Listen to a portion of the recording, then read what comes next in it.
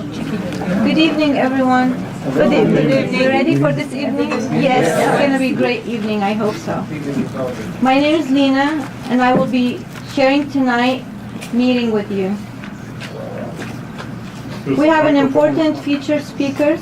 I'm sorry? It's a big sound with microphone. Oh, no, it's not. It's for recording only. It's only for Okay. recording. Yeah. We have an important featured speakers tonight, but first we have two speakers from the U.S. movement. I would like to introduce the first speaker, John Parker from International Action Center.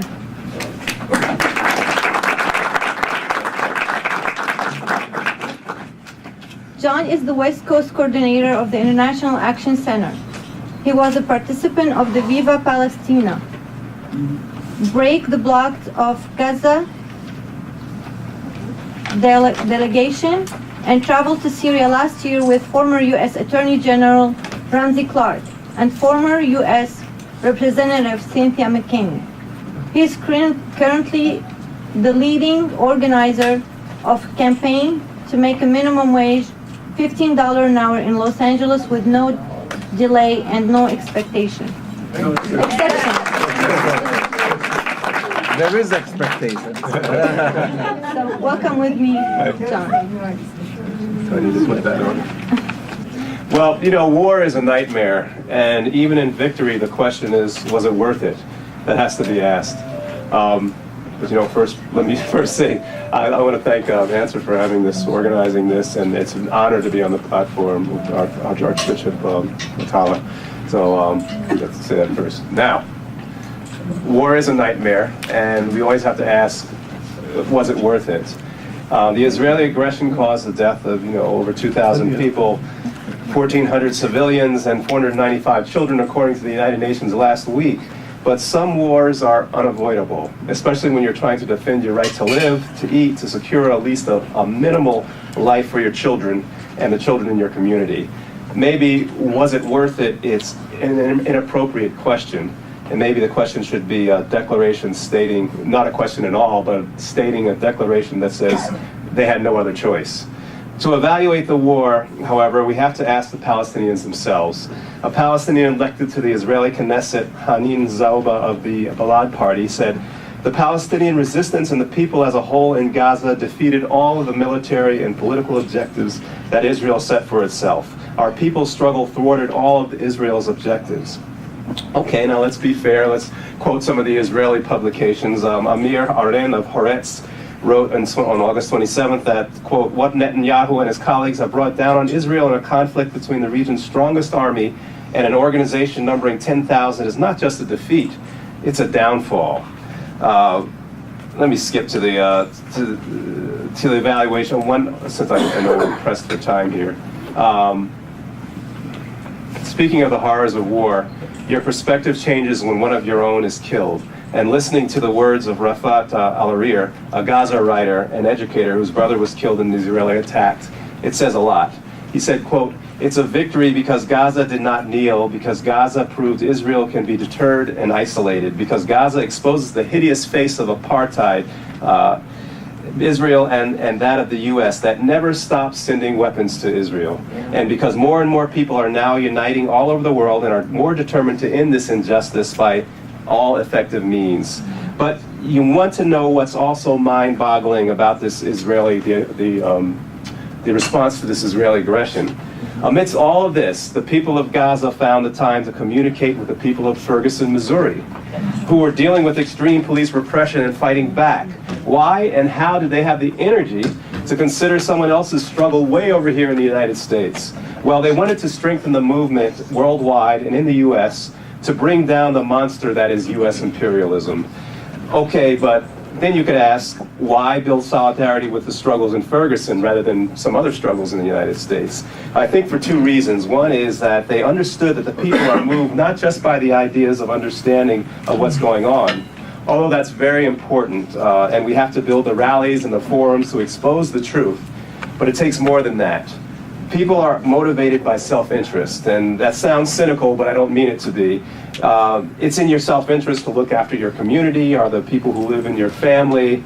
If people aren't paying enough attention to the world, many times it's more a function of wage slavery and the economic war on people here in the U.S. being preoccupied with the choice between food or shelter for their children. Almost 50% of the jobs today in the U.S. are low-wage jobs.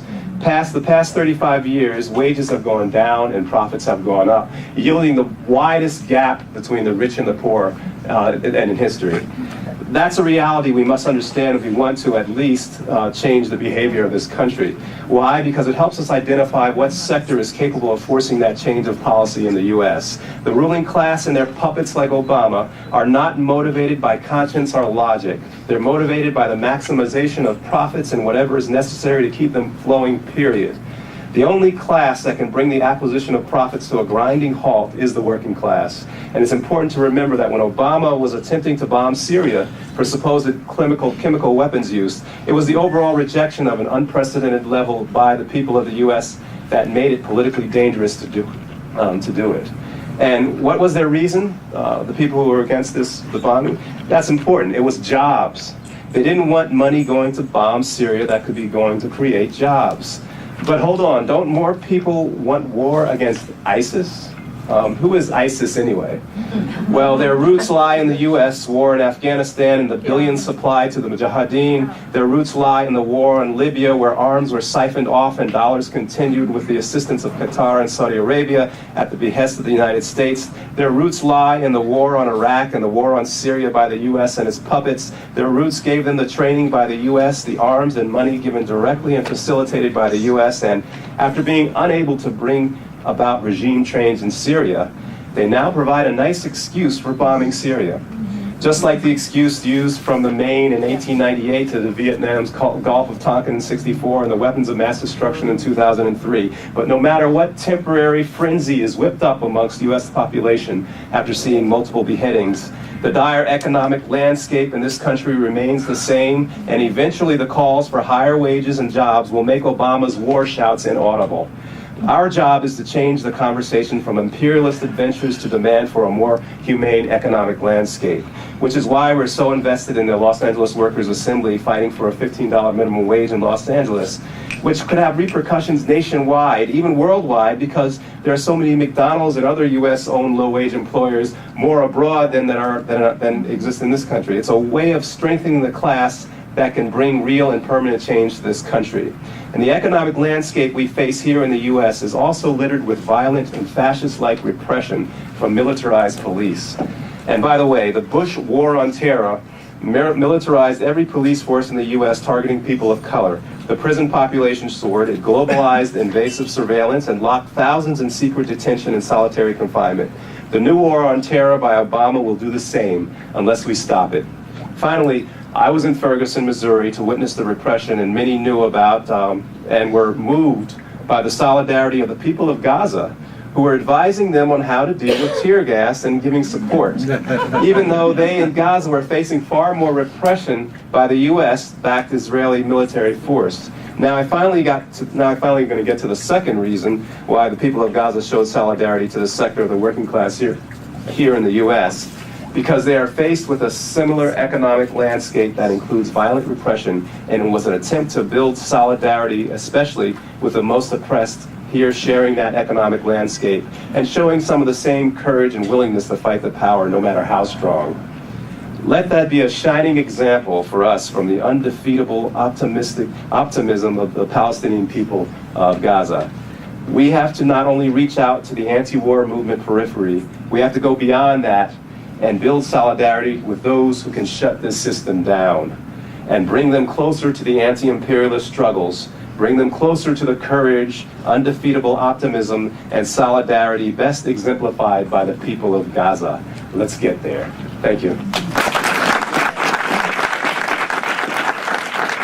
Thank you.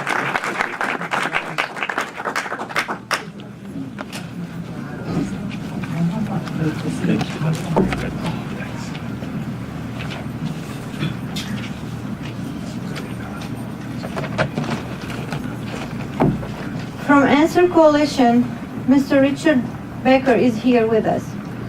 He is the author of Palestine, Israel, and U.S. Empire book, which is on sale in the back I guess the table is outside now.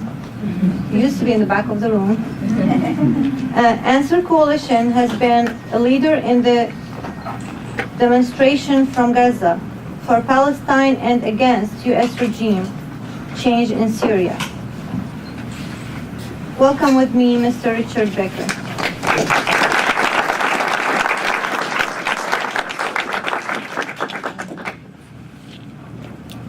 أعطيني أشوف الكتاب شوي.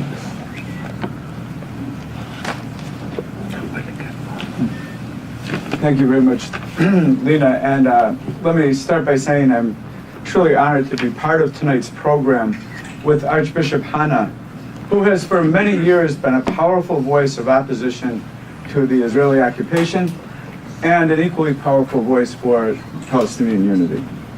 I had the privilege of meeting you in 2008 when you were a featured speaker, I believe, at the Alauda Convention here in Los Angeles. Thank you. And very much look forward to hearing what you say, so I will try to be very brief.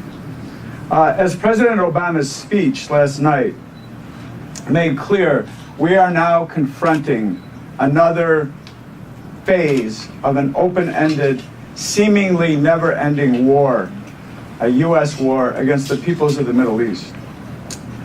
It was no coincidence that President Obama chose the eve of September 11th to give that speech. Yes. That was meant to maximize the element of fear among the population in order to motivate and to justify and to win over the population to another war. We should also remember that there was another September 11th, as today is September 11th, 41 years ago, when far more people were killed and wounded and lives destroyed in Chile, another victim of U.S. imperialism. I want to read a little bit of the statement that the Answer Coalition put out immediately after President Obama's speech last night. President Obama's new war plans in Iraq and Syria will not liberate the people of either country, but will lead to more destruction.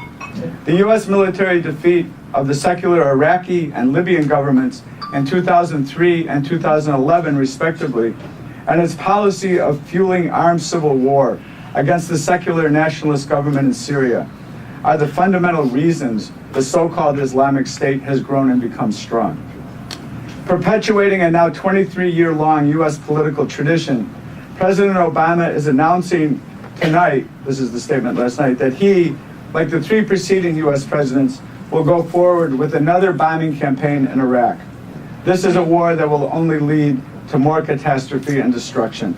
If one goes by the media headlines, this U.S. war too will be for a quote-unquote noble cause, just as the previous wars and bombing campaigns were described when they were conducted by George W. Bush, Bill Clinton, and George H.W. Bush.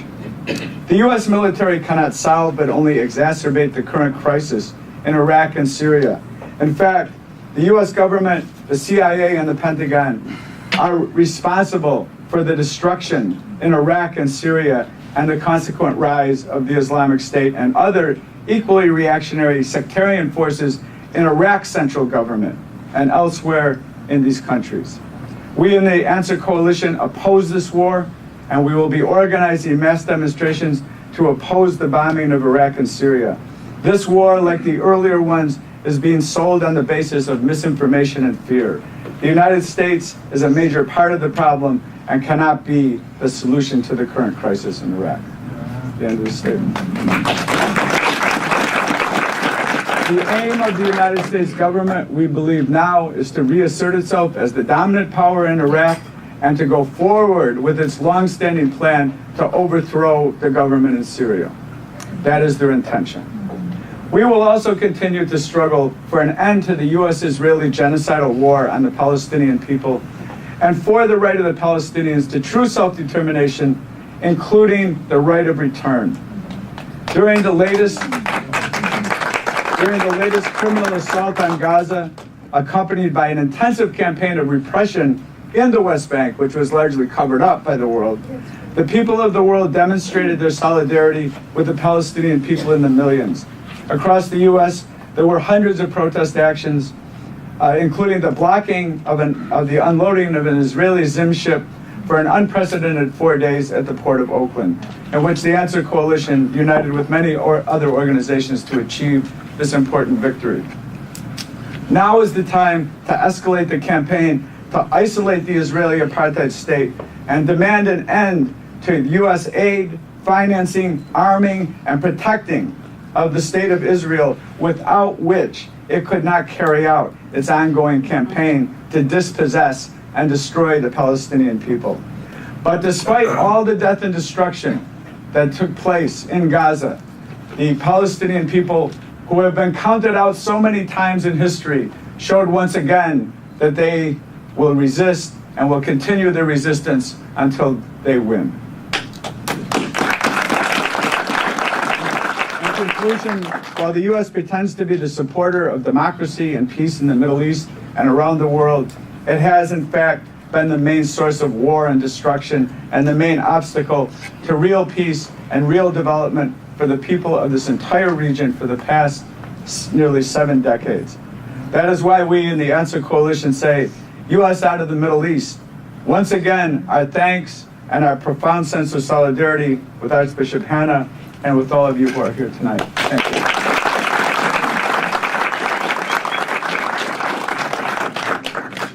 Thank you very much. Thank you.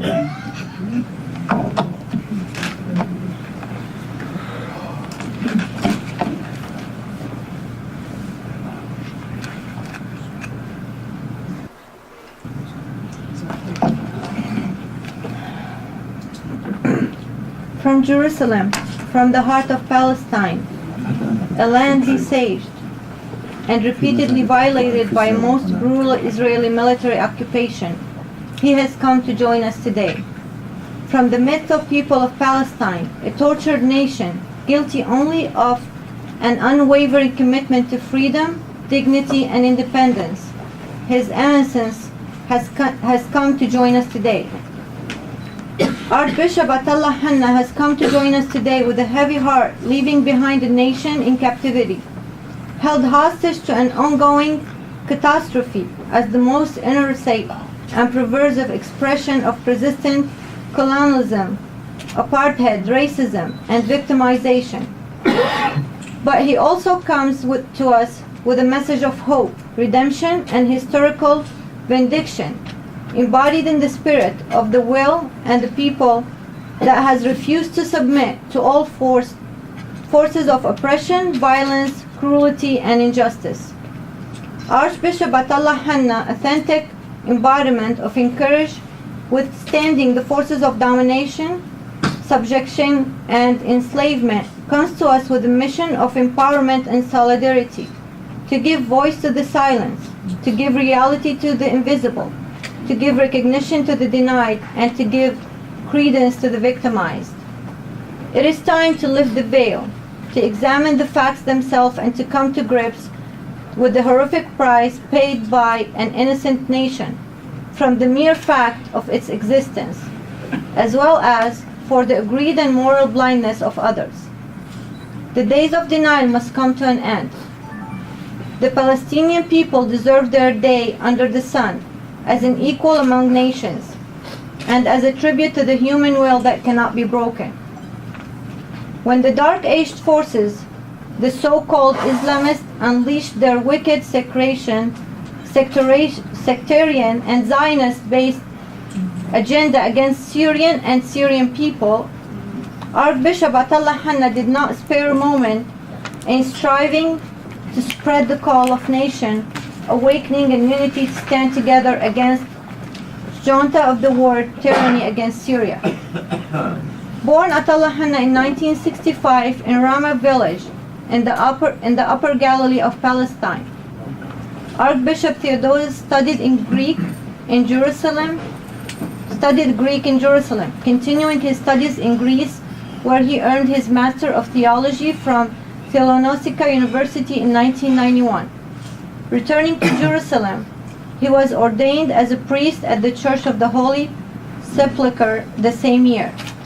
His Eminence is the Archbishop of Sebastia, from the Greek Orthodox Patriarch of Jerusalem. consecrated on the 24th of December 2004 at the Church of the Holy Sepulchre. He is the second Palestinian to hold the position of Archbishop in the history of the diocese. He is well known of his activism in local and international economical movements, continuous defense of the cause of Palestine and Syria, promoting Muslim-Christian dialogue and coexistence of representing the Patriarch in various international meetings. Please join me today in welcoming His Eminence Archbishop Theodoros Atallah Henna. Thank you.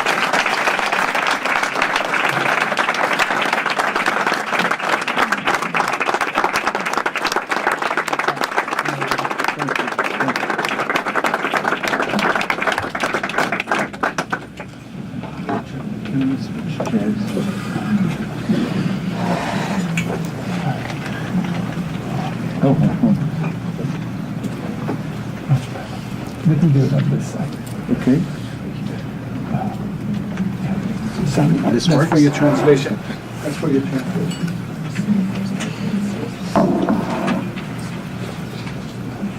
أيها الإخوة والأخوات الأعزاء جميعا، My dear brothers and sisters, أتمنى منكم أن نبتدئ مداخلتي وكلمتي بالوقوف دقيقة صلاة ودعاء وتضامن مع كل المحزونين في غزة، في سوريا، وفي كل مكان في هذا العالم.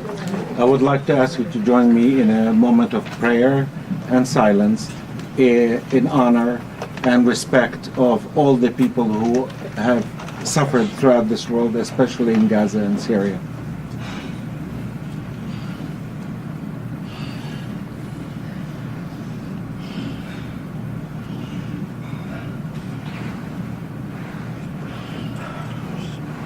Please. Thank you. بحب تقعدوا لك كل واحد. لا أحسن أنا واقف يمكن عشان كاميرا. أنا أود حقيقة أن أشكركم جميعا على وجودكم في هذا المكان، وأن أشكر بشكل خاص اللجنة العربية الأمريكية للتضامن مع سوريا التي ساهمت وعملت وأعدت لهذا اللقاء. I would like to thank you all for coming to this event, and I would especially like to thank the Arab American Association in support of Syria for preparing this event and for bringing me here to talk to you. نلتقي في هذا المكان ونحن ننتمي إلى ديانات متعددة، ولكن يوحدنا شيء إنساني، شيء أخلاقي وحضاري، وهو التضامن مع فلسطين. We come here from different ethnicities, from different religions, but what brings us together, what joins us together, is the solidarity and the moral obligation and the love that we have in support of Palestine.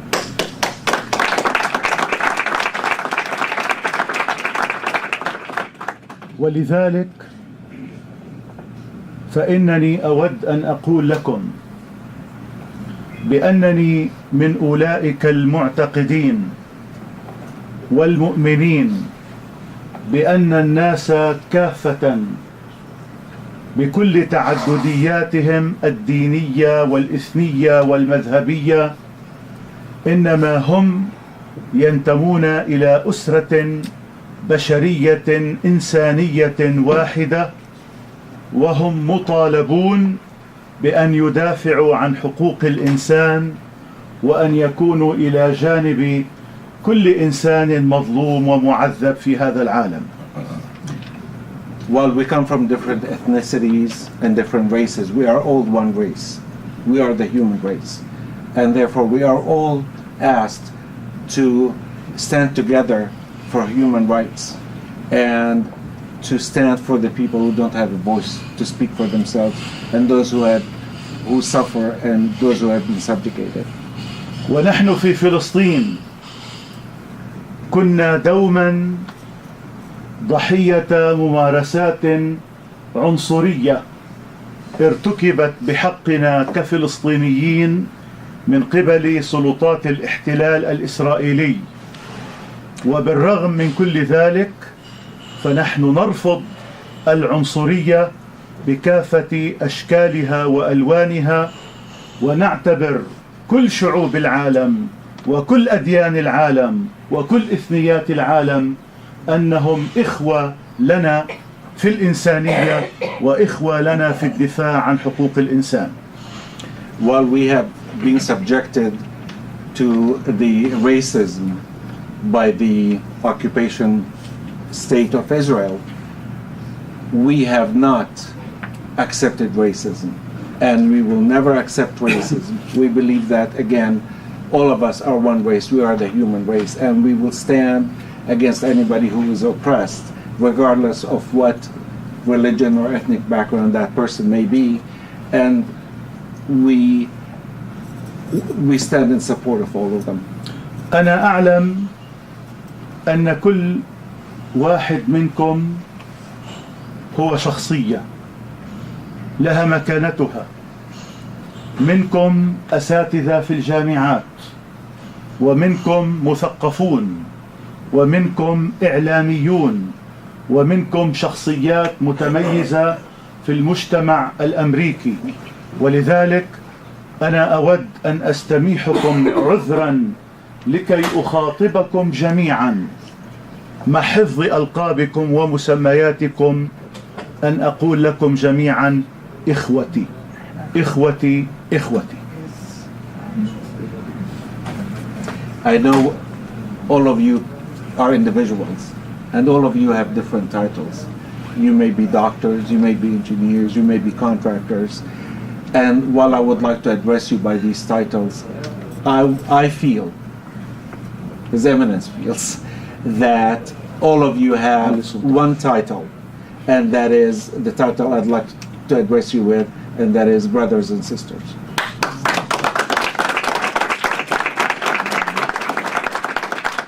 أتيتكم من فلسطين الجريحة، ومن القدس المتألمة والمحاصرة. أتيتكم من الأرض المقدسة التي عانى شعبها منذ عام 48 و67 وحتى هذه الساعة من سياسات الاحتلال العنصرية. أتيتكم ناقلا لكل واحد منكم رسالة المحبة، رسالة السلام، رسالة الوفاء من شعب فلسطين. I come to you from Jerusalem, the wounded Jerusalem, from the Palestine that has been suppressed and oppressed, and I come to you with the best wishes of the Palestinian people and the many thanks for your solidarity and your actions with which you stood with us. وأنا عندما أتحدث عن فلسطين، وإن كنت أمثل أقدم وأعرق وأهم كنيسة مسيحية في القدس، إلا أنني في دفاعي عن فلسطين وعن شعب فلسطين وعن قضية فلسطين أنا أدافع عن كل الشعب الفلسطيني، مسيحيين ومسلمين، الكنائس، المساجد، كل الشعب الفلسطيني. نحن شعب واحد ولسنا طوائف دينية مختلفة ومتناحرة فيما بينها.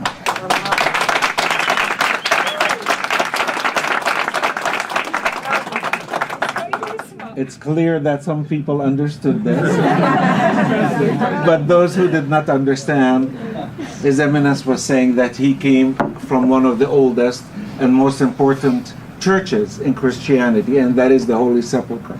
And I personally grew up 2 minutes away from that church, so it has a special meaning to me.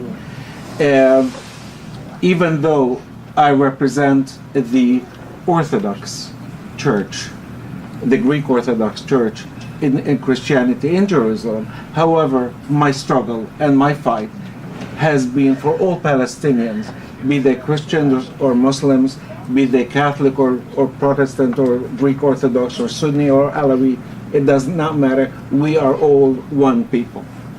حيثما نذهب وإلى أي مكان في هذا العالم ننتقل نحمل معنا آلام شعبنا وجراحه ومعاناته، فنحن منحازون انحيازا كليا إلى شعبنا الفلسطيني.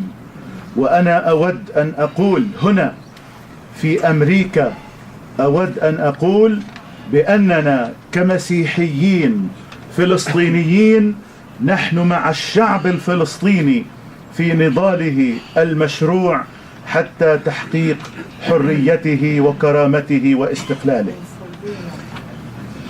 We, the Palestinians, have suffered a lot in the many years, 60 odd years of occupation, and the occupation has gone on and on.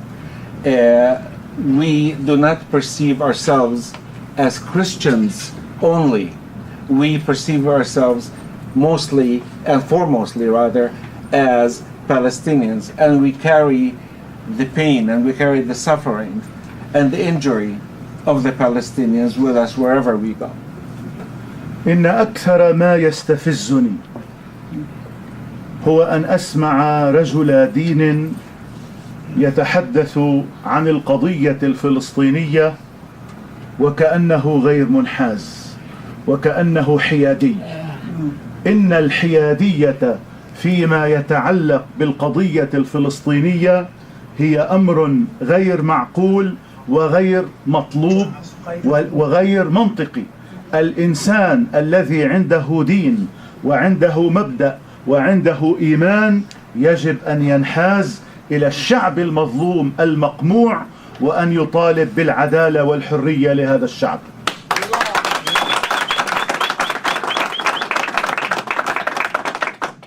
It is difficult for me to listen to Christian religious leaders talk about the question of Palestine and Palestinians without taking sides, without taking the side of the Palestinians.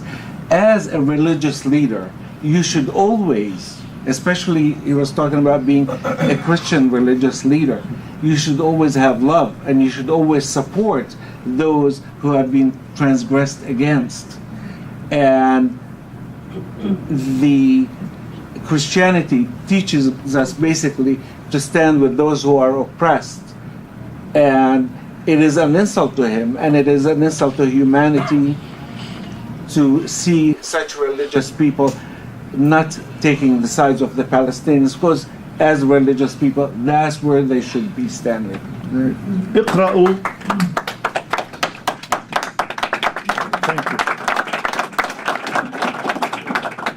اقرأوا الإنجيل المقدس وتعرفوا عن كثب على مواقف السيد المسيح.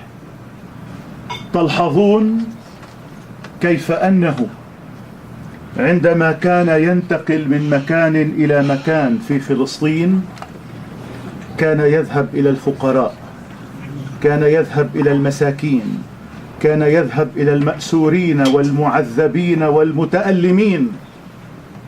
لم نسمع عنه أنه ذهب في يوم من الأيام إلى الظالمين، إلى الذين يقتلون، إلى الذين يعذبون، بل كان دوما يذهب إلى المظلومين والمتألمين الذين يعانون من انتهاكات حقوقهم. ونحن كمسيحيين إذا ما أردنا أن نطبق المسيحية وتعاليم الإنجيل في حياتنا علينا أن نكون إلى جانب الشعب الفلسطيني، إلى جانب أهلنا في غزة، في القدس، في كل فلسطين. علينا أن نكون إلى جانب أهلنا في سوريا، في العراق، في أي مكان في هذا العالم فيه ألم وفيه حزن، حيثما هنالك الألم والحزن والمعاناة من واجبنا أن نكون إلى جانب المحزونين والمتألمين والمظلومين. I cannot repeat this with the same passion and compassion, but let me give it a try.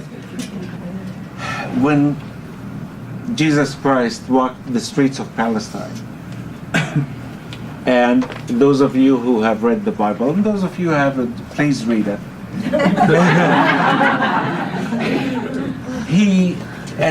You'll see, and I went to a Catholic school and I studied the Bible for 12 years. You would always see with the people who are sick, with the people who are downtrodden, with the people whose rights have been taken away, with the poor people. You have never seen him go to a palace for dinner.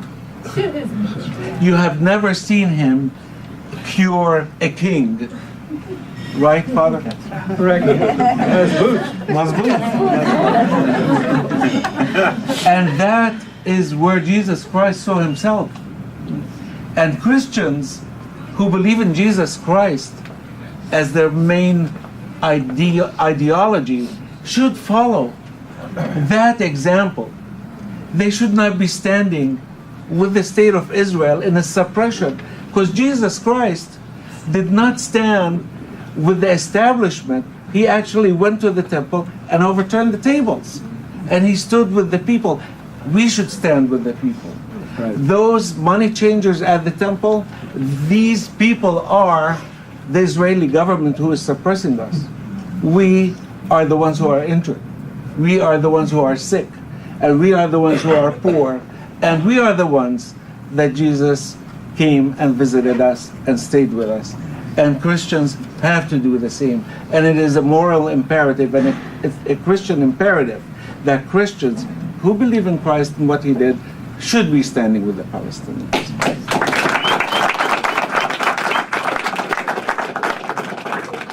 أنا أستغرب حقيقة كيف أنه هنا في الولايات المتحدة الأمريكية هنالك جماعة تطلق على نفسها أنها مسيحية، ولكنها في نفس الوقت تقف مع إسرائيل. كيف يمكن لمسيحي أن يقول عن نفسه أنه مسيحي ومؤمن برسالة المسيح، وفي نفس الوقت أن يكون مع الظالم ومع القاتل ومع الإرهابي ومع الذي يمارس العنف بحق الشعب الفلسطيني؟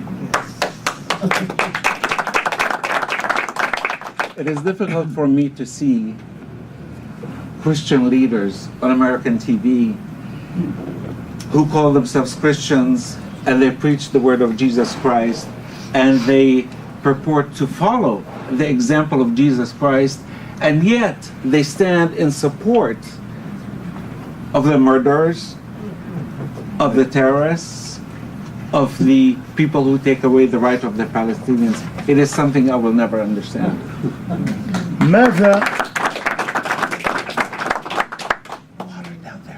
ماذا يقول هؤلاء عن الأطفال الشهداء في غزة؟ ماذا يقول هؤلاء عن الدمار الهائل الذي حل بقطاع غزة والذي استهدف الأبرياء المدنيين هؤلاء؟ ماذا يقول هؤلاء عن القدس التي تحاصر والتي تهود والتي يمارس بحق أهلها المسيحيين والمسلمين تمارس سياسات عنصرية غير مقبولة، يمنعون من الوصول إلى مقدساتهم ومنازلهم، ويمنعون من الوصول إلى مدينتهم المقدسة؟ ماذا يقول هؤلاء عن الأسوار العنصرية والحواجز العسكرية التي تمنع الفلسطيني من الوصول إلى مدينته وإلى مسجده وكنيسته.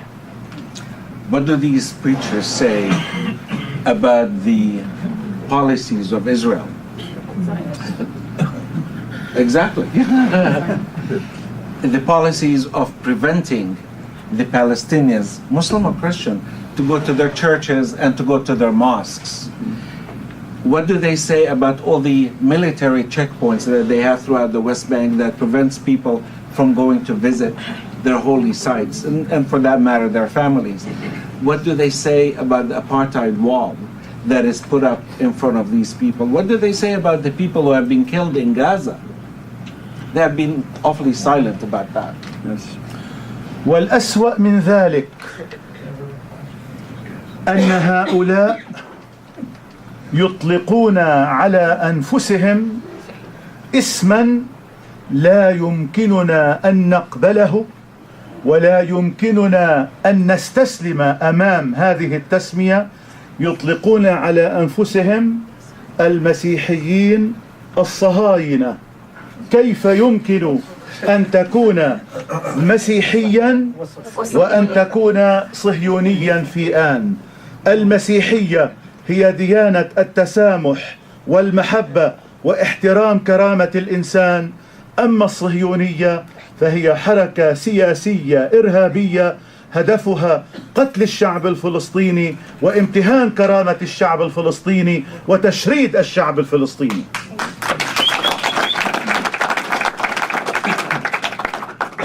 I am also bothered by those people who call themselves Christian Zionists. The two words are the opposite of each other. Christianity is a faith based on love and based on acceptance and based on supporting people, while Zionism is a political movement that is based on racism, that is based on usurpation of the rights of other people. Right. How can somebody follow the teachings of love and support the policies of hate, and support the policies of racism, support the policies of ethnic cleansing, of stealing the lands from the Arabs? How can somebody support the two at the same time? It is incomprehensible.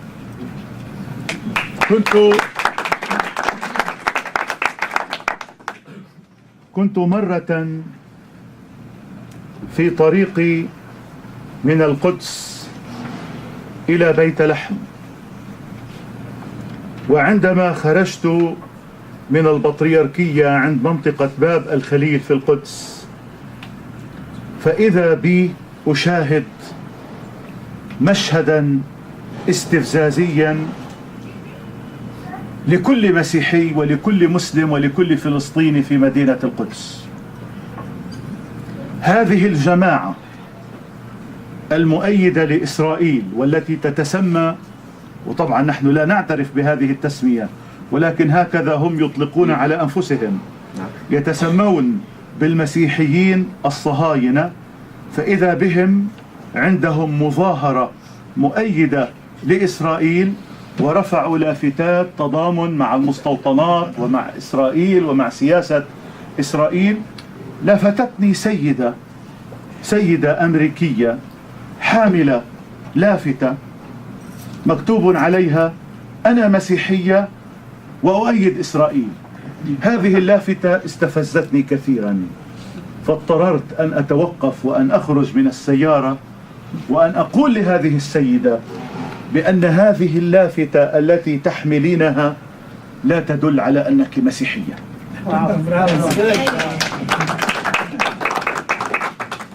He was recounting a story that he was taking a taxi from Jerusalem to Bethlehem, which is about 10 miles away.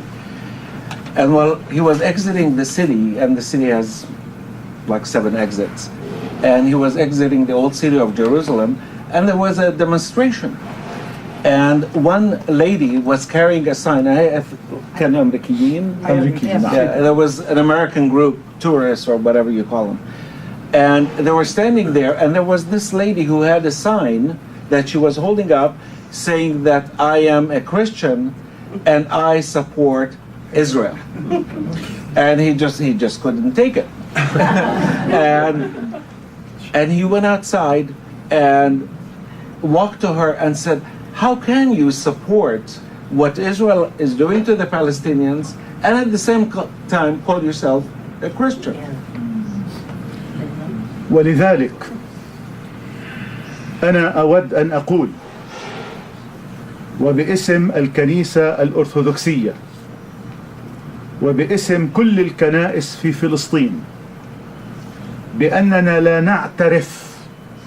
لا نعترف بهذه الجماعات على أنها جماعات مسيحية، لا بل نعتقد أنها مسيئة للمسيحية ومشوهة للأخلاقيات المسيحية وللمبادئ التي تنادي بها المسيحية.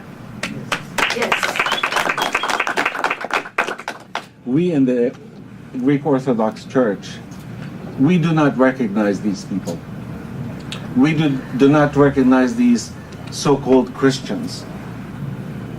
These are people who are taking the beautiful message of the Lord and ruining it and turning it into the opposite of what it's supposed to be, a message of love and a message of peace, while they are at the same time supporting a message of hatred, a message of segregation, and a message of racism.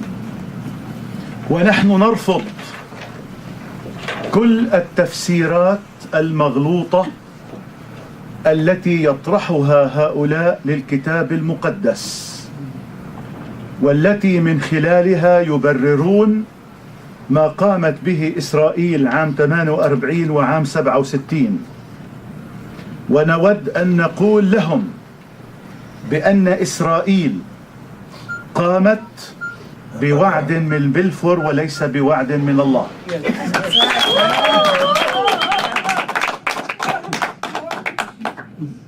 And I want to reject their ideology completely, and I want to tell you right now that those who believe that they are supporting Israel because God gave them the land, they're wrong on one occasion. And that is, Israel was given to the Jews by a promise from Lord Balfour and not by a promise from God. إن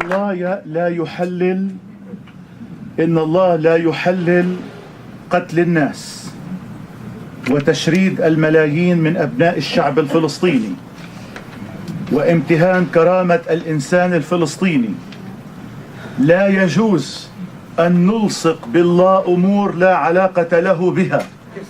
الله هو نصير لكل إنسان مظلوم، والكتاب المقدس هو كتاب مقدس، هو كتاب إلهي لا يبرر الظلم ولا يبرر الاحتلال ولا يبرر القمع بأي شكل من الأشكال.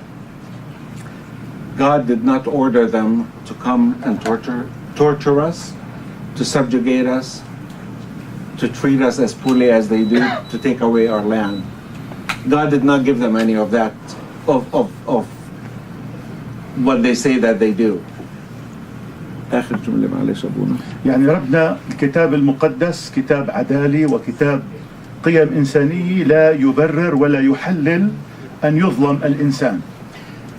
The Bible is a book of love and peace and equality and brotherhood and sisterhood, and it does not justify the killing of other people.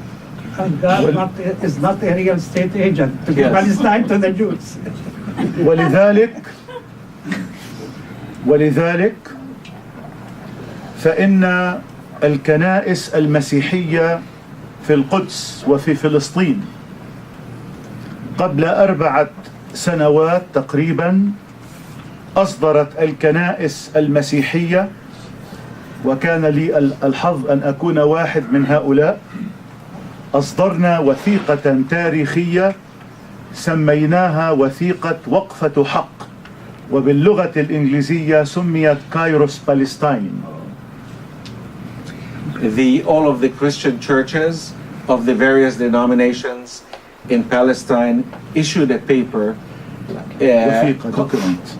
a document that is called Kairos Palestine, but in Arabic we say it's a document of justice, a document of truth. هذه الوثيقة قام بتأليفها ووضعها عدد من رجال الدين المسيحي الفلسطينيين من كل الكنائس، أي أنها تعبر عن موقف كل الكنائس المسيحية في القدس وفي فلسطين. And again, this position paper, I'll call it, was written by a group that represents all the Christian, I don't want to call them faiths, but denominations throughout Palestine. وقد كتبت هذه الوثيقة أولا باللغة العربية، وبعدئذ ترجمت إلى أكثر من 20 لغة، وهي متاحة، يمكن لكل إنسان يريد أن يقرأها بأي لغة يمكنه أن يطلع عليها وأن يدخل إلى موقع كايروس بالستاين. This document was originally written in Arabic, and subsequently it has been translated to 20 languages. So it's available for everybody to read, and it's, if you Google Kairos Palestine.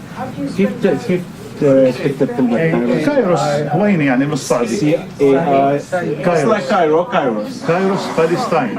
K-A-I-R-O-S. Yes? K-A-I-R-O-S. Daryl Myers. يمكنكم أن تقرؤوها أيضا باللغة الإنجليزية، هي موجودة باللغة الإنجليزية. هلأ هذه الوثيقة لماذا سميناها كايروس؟ كايروس بالستاين. وأنا بدي أعرف. من أين أتت هذه التسمية؟ Where did the word Kairos come from? I want to know too. كلمة كايروس هي كلمة يونانية تعني الوقت، حان الوقت، آن لفلسطين أن تتحرر وأن تعود لأصحابها. كايروس يعني الوقت، حان الوقت. Kairos is a Greek word, and our bishop speaks Greek fluently. But Kairos is a Greek word that means time. And in our colloquial language, I would say it means it's about time. It is about time that Palestine is liberated.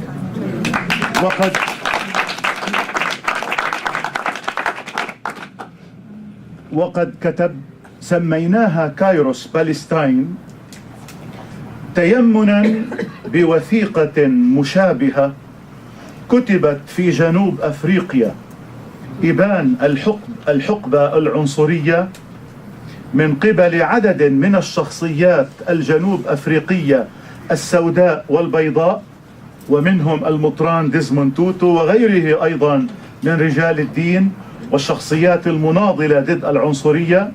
وهذه الوثيقة في جنوب أفريقيا هي التي ساهمت في انهيار نظام الأبرتهايد في جنوب أفريقيا، وهذا الذي أدى إلى أن يخرج نيلسون مانديلا من السجن وأن يكون أول رئيس لجنوب أفريقيا.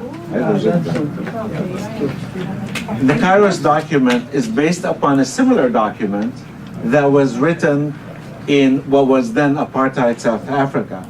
And the document then in South Africa was written by both blacks and whites, personalities involved in politics and the social life, as well as many of the religious leaders, including Desmond Tutu himself.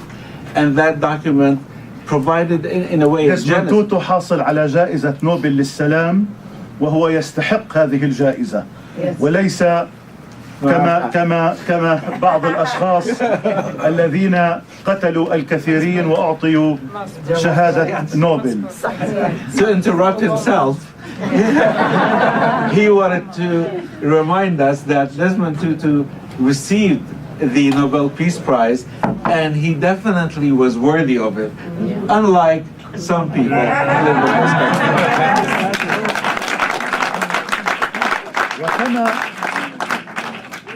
وكما ساهمت وثيقة كايروس ساوث أفريكا في انهيار نظام الأبرتهايد في جنوب أفريقيا.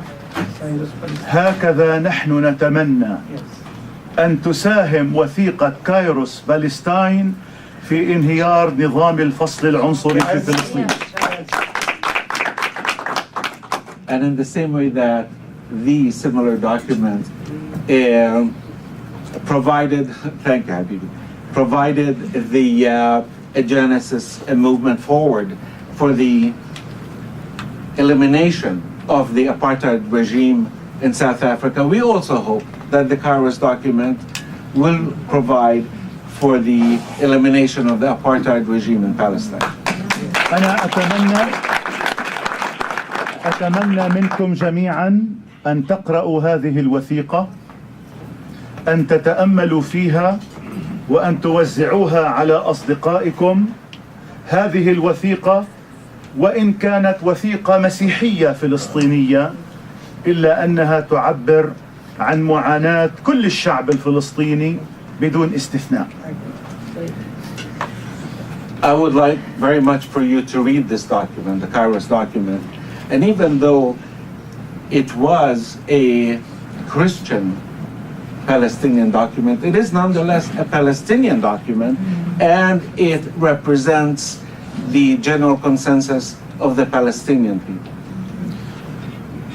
أطلقنا هذه الوثيقة التي اشتغلنا عليها لمدة عام وإحنا نشتغل على هذه الوثيقة التي كتبت في يمكن أكثر من 20 صفحة، لأننا أردناها أن تكون وثيقة تاريخية متميزة.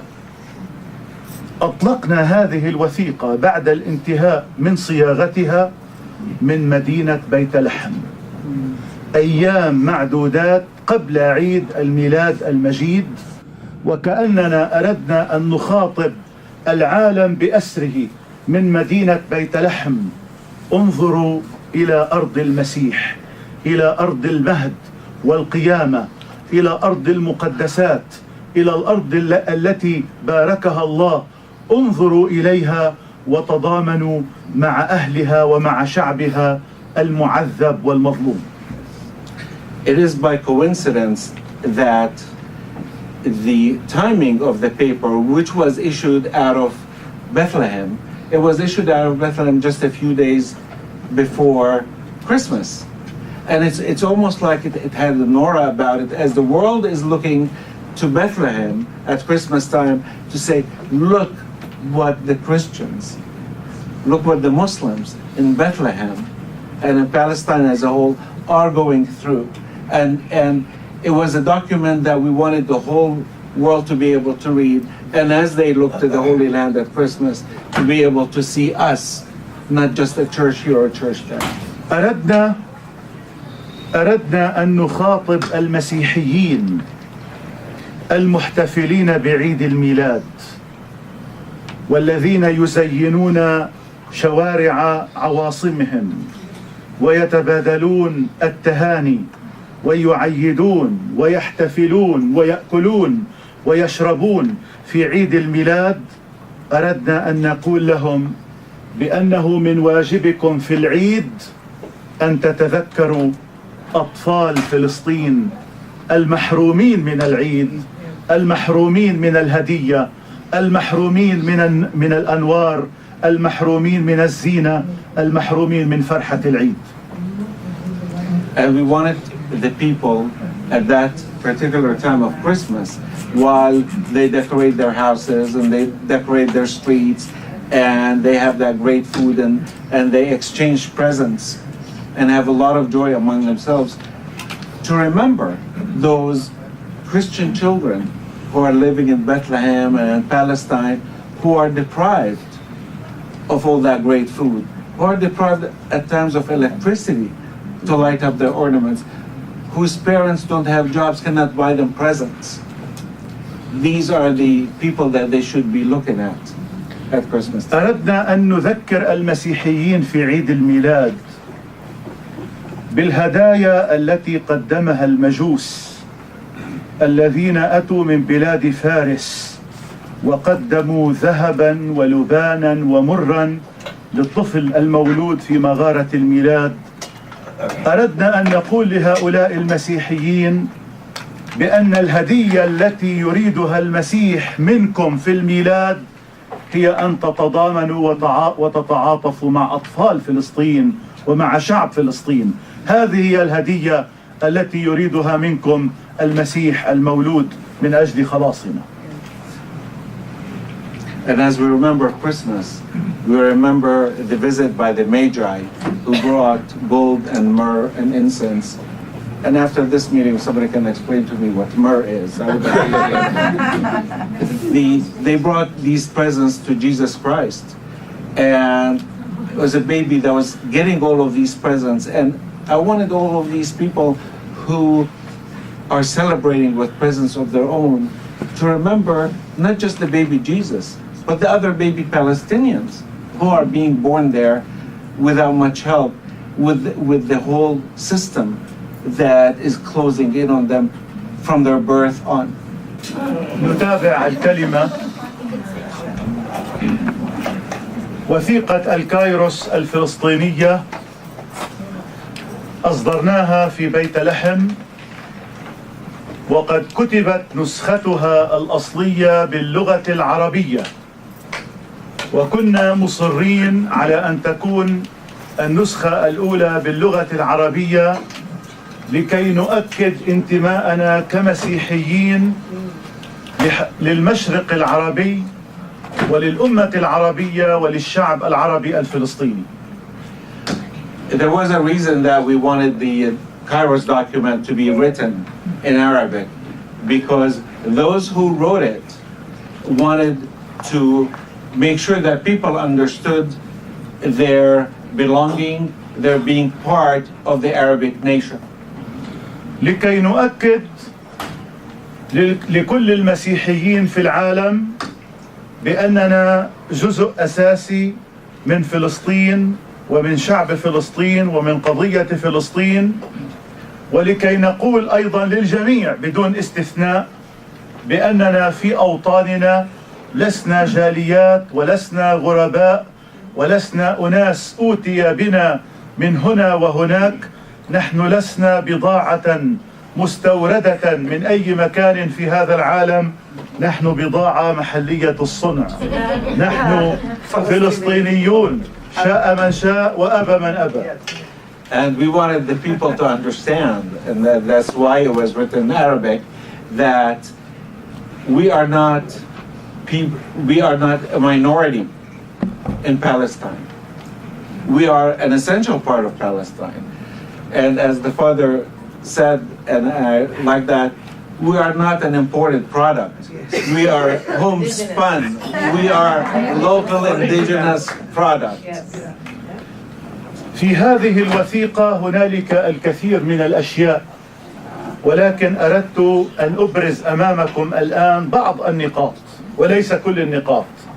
أولا، في هذه الوثيقة نحن نشدد على الدولة المدنية الديمقراطية، يعني نحن نقول أن فلسطين التي نريدها هي فلسطين دولة كاملة السيادة ودولة مدنية ديمقراطية تتميز باحترامها لحقوق الإنسان وكرامة الإنسان وحرية الإنسان.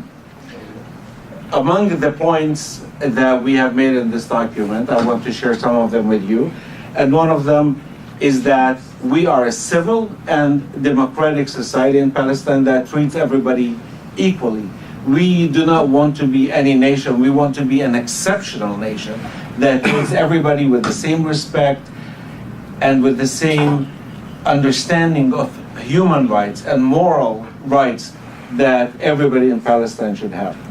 نحن نقول في هذه الوثيقة أننا لا نريد دولة دينية، لا نريد دولة يهودية ولا دولة إسلامية ولا دولة مسيحية.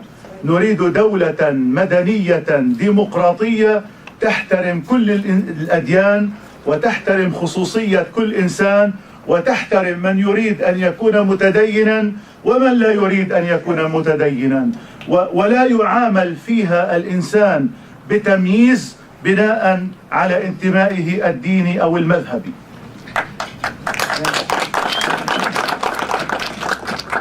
We do not want Palestine to be a religious nation. We don't want it to be a Jewish nation. We don't want it to be a Muslim nation. And we don't want it to be a Christian nation. And by that I mean a form of government. We want it to be a civil society. We want it to be a democratic society where everybody has the same rights as an individual, not to be judged based on his or her religion or his or her sub-religion. لأن الدولة الدينية يسيس فيها الدين ويستغل لأغراض لا دينية، وبالتالي الدولة الغير دينية هي التي تحترم الدين، وهي التي تعطي الدين مكانته واحترامه، خاصة عندما نتحدث عن فلسطين الأرض المقدسة، حيث مهبط الرسالات والأديان التوحيدية الثلاث. ولذلك نحن نريد أن تكون فلسطين متميزة بمدنيتها، بديمقراطيتها، بقيمها، بإنسانيتها وبرقيها. We want Palestine to be an exceptional country, not a country that discriminates against these religions. We want it to be an exceptional country in its values, in the way it treats people, in its constitution, in the way it looks at humanity. And the father said something earlier that I missed, so I'm going to say that again. I'm going to say that not only do we want all the religions respected, we also want the people who do not practice religion and who do not go to the church or the mosque not to be discriminated against.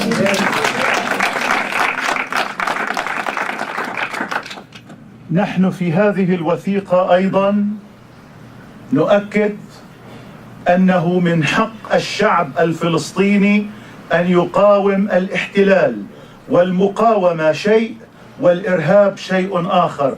نحن ضد الإرهاب ولكننا مع المقاومة، مقاومة الاحتلال. And in this document we said that the Palestinians have the right to resist occupation. And I want to make a clear difference between occupation and terrorism. We are against terrorism, but our form of resistance is not only justified, it is a sacred form. ونحن نتبنى في هذه الوثيقة المقاومة السلمية اللا عنفية، ونشدد على أهمية المقاطعة، ثقافة الBDS، مقاطعة إسرائيل اقتصاديا وسياسيا وثقافيا ورياضيا وكل أشكال المقاطعة. And we support nonviolent struggle. And we support the BDS movement, which is boycott, divestment, and sanctions, that has been growing, and if you've noticed lately, it's been growing by leaps and bounds against the Israeli apartheid system. We want this BDS movement, we want the sanctions not only to be against their products that people buy, but we want it to be in academia, we want it to be in sports, we want it to be cultural, we want it to be by music, we want every single form of sanctions that we can have against them. إن مقاطعة إسرائيل هي واجب أخلاقي على كل إنسان عاقل في هذا العالم، وخاصة المقاطعة الاقتصادية، لأن 70% من اقتصاد إسرائيل يذهب إلى الجيش. هذا يعني أنه عندما يدعم الاقتصاد الإسرائيلي يدعم الجيش الإسرائيلي وتدعم آلة الحرب والقمع التي تقتل الشعب الفلسطيني والأطفال الفلسطينيين. About 70% of the budget of Israel goes to its war machine, to their army and supporting services. And therefore it is very important that we do not buy their products, because 70% of what we buy is going there to support their army and to support the army killing of the Palestinian men, women, and children. عليكم أن تعرفوا أنكم عندما تشترون بضاعة إسرائيلية وأدوات إسرائيلية ومواد مصنعة إسرائيليا، إنكم بطريقة غير مباشرة تساهمون في قتل الشعب الفلسطيني وفي ذبح الشعب الفلسطيني، لأن هذا المردود الاقتصادي لهذه البضائع إنما يستعمل في قتل الشعب الفلسطيني. يعني أنا لفتت انتباهي عندما كنت في اسكتلندا قبل شهر تقريبا، لفت انتباهي لافتي في إحدى الشوارع صورة لبضاعة تجميلية إسرائيلية، ما بدنا نسمي الاسم، بضاعة تجميلية، كريمات تجميلية يساوي رصاصات، يساوي أطفال فلسطينيين مقتولين.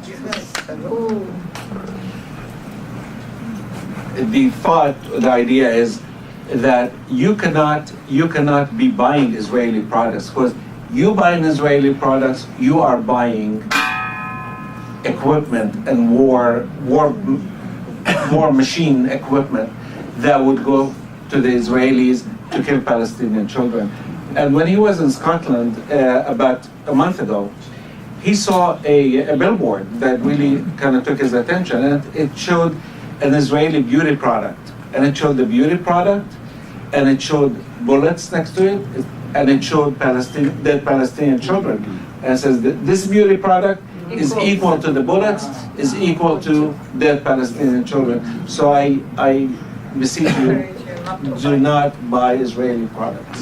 ولذلك أنا أناشدكم وأطالبكم بأن ترسخوا ثقافة الBDS، ثقافة المقاطعة لإسرائيل، لأنها رسالة حضارية ورسالة رائعة جدا لكي نقول للعالم بأسره بأننا نرفض السياسة الإسرائيلية القمعية الإرهابية بحق الشعب الفلسطيني. And again, I ask you to join the BDS movement and to stop buying every product and to make that a part of your personal culture, your personal belief, and to spread around to your friends and the people that you know that we cannot buy these products because these products eventually kill our children. ولأن الوقت يمر بسرعة، أنا أود أن أتوقف الآن عند وثيقة الكايروس وأن أنتقل للوضع السوري لكي نعطي أيضا وقتا للمسألة السورية، وبعد إذن نفسح المجال للأسئلة أو للملاحظات أو لأي موضوع آخر ممكن أن يطرح.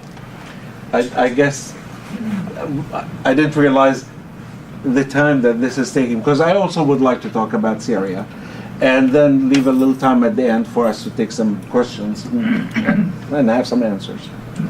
سألني مرة أحد الصحفيين: يا سيدنا احكي لنا عن القضية الفلسطينية، ما بدنا نسمع عن القضية السورية، القضية السورية هاي موضوع آخر.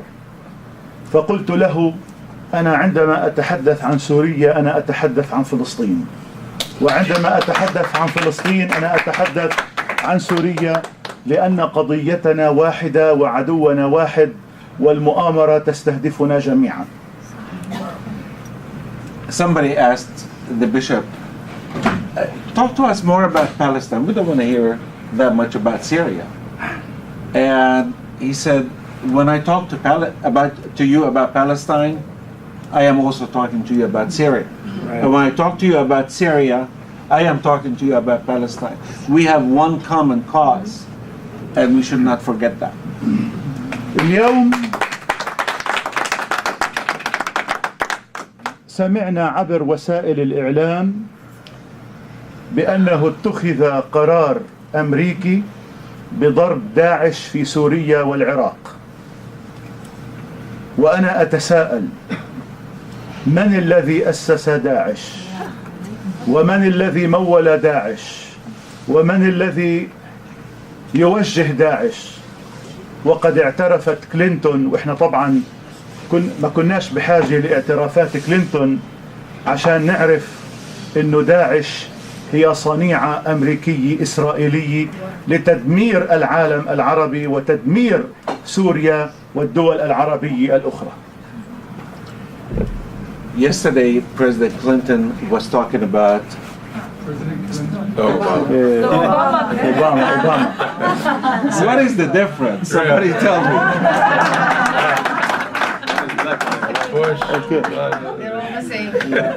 President Obama said that we are going after ISIS and we're going to attack ISIS not only in Iraq, but we're going to attack it in Syria without coordinating with the Syrian government. And the question is, who created ISIS? Yes. Who is funding ISIS? Who's allowing all these weapons to go to ISIS? And if you listen to what Hillary Clinton had said a few months ago, that it was, and not that we need the proof, but it was the United States that was the one who has created ISIS. And ISIS was not, there is a purpose for the creation of ISIS, and that is what we see now, trying to destroy the Arab government, the Arab communities. Yeah. نحن نرفض التدخل العسكري الأمريكي في سوريا وفي العراق وفي أي بلد عربي آخر. نحن نرفض التدخل العسكري لأن هذا التدخل لن يكون من أجل حماية هذه الدول وإنما من أجل حماية المصالح الأمريكية والإسرائيلية. We oppose ISIS, but we also oppose the military intervention that deals with that, because this has nothing to do with protecting the Arab people in Iraq and Syria and wherever else ISIS is going to go, but it is for the protection of the interests of the United States of America. إن داعش والنصرة تتلقى الدعم المالي والدعم العسكري والسلاح من دول في المنطقة العربية، دول صديقة لأمريكا وصداقتها كبيرة جدا ووثيقة مع أمريكا لدرجة أن حكام هذه الدول يعملون على الريموت كنترول من البيت الأبيض.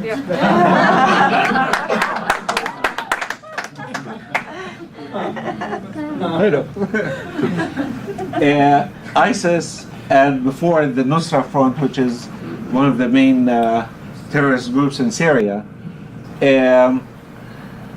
they are also supported by America's best friends in the Middle East, and many of them in the Gulf. And the way America works with these governments in the Gulf is it really doesn't need to talk to them much. They can just, by remote control, tell them what to do. أمريكا لو بالفعل راغبة في أن توقف نشاط داعش وأخواتها من المنظمات الإرهابية في سوريا وفي العراق، هي قادرة على ذلك بدون أن تلجأ إلى الحرب. يمكنها من خلال أن تقول كلمة لمن يمول ولمن يسهل ولمن يعطي كل يعني الخدمات اللوجستية وغير اللوجستية بأن يتوقف عن هذا، وتتوقف داعش والنصرة وغيرها من المنظمات الإرهابية.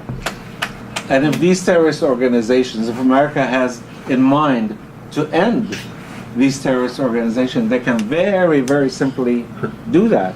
And that is to tell the countries that support them and give them all this military equipment to stop doing it. And we don't even have to go to war to do that. نحن شاهدنا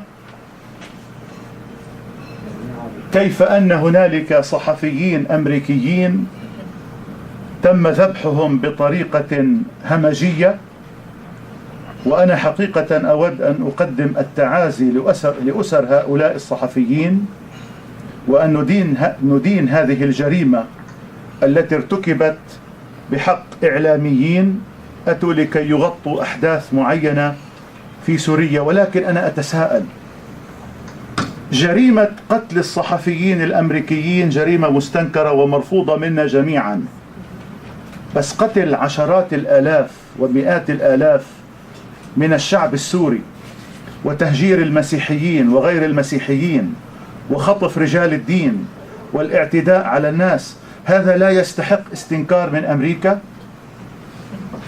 هذا لا يستحق بيان رفض من أمريكا؟ I would like to offer condolences for the journalists who were beheaded by ISIS. But at the same time, you see thousands, maybe tens of thousands of people who are being killed by ISIS and by Nusra Front.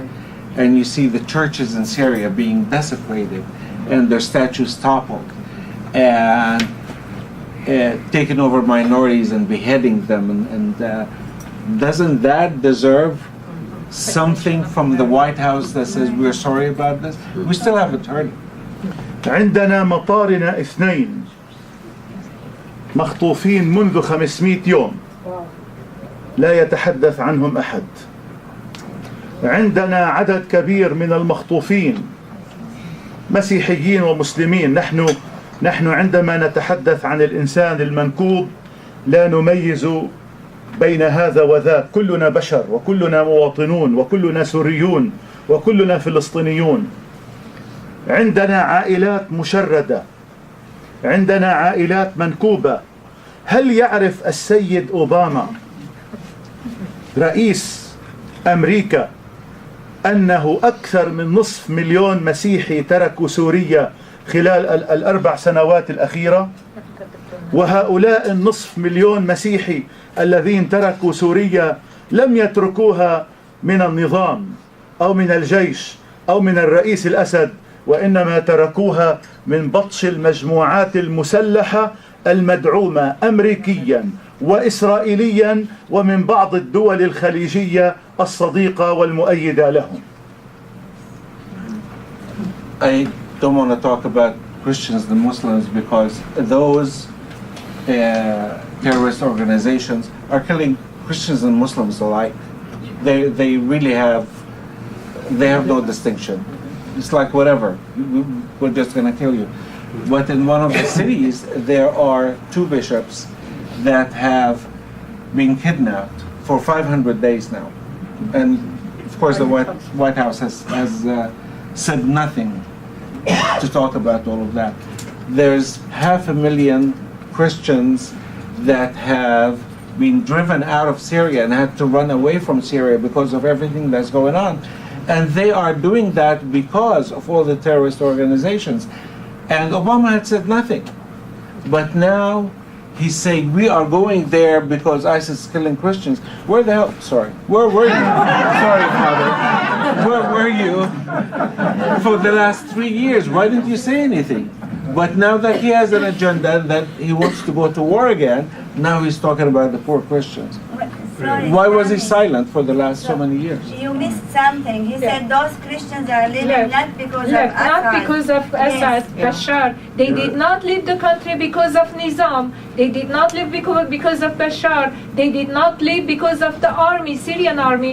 They left because they were under oppression of killing them. Yes. أنا أعتقد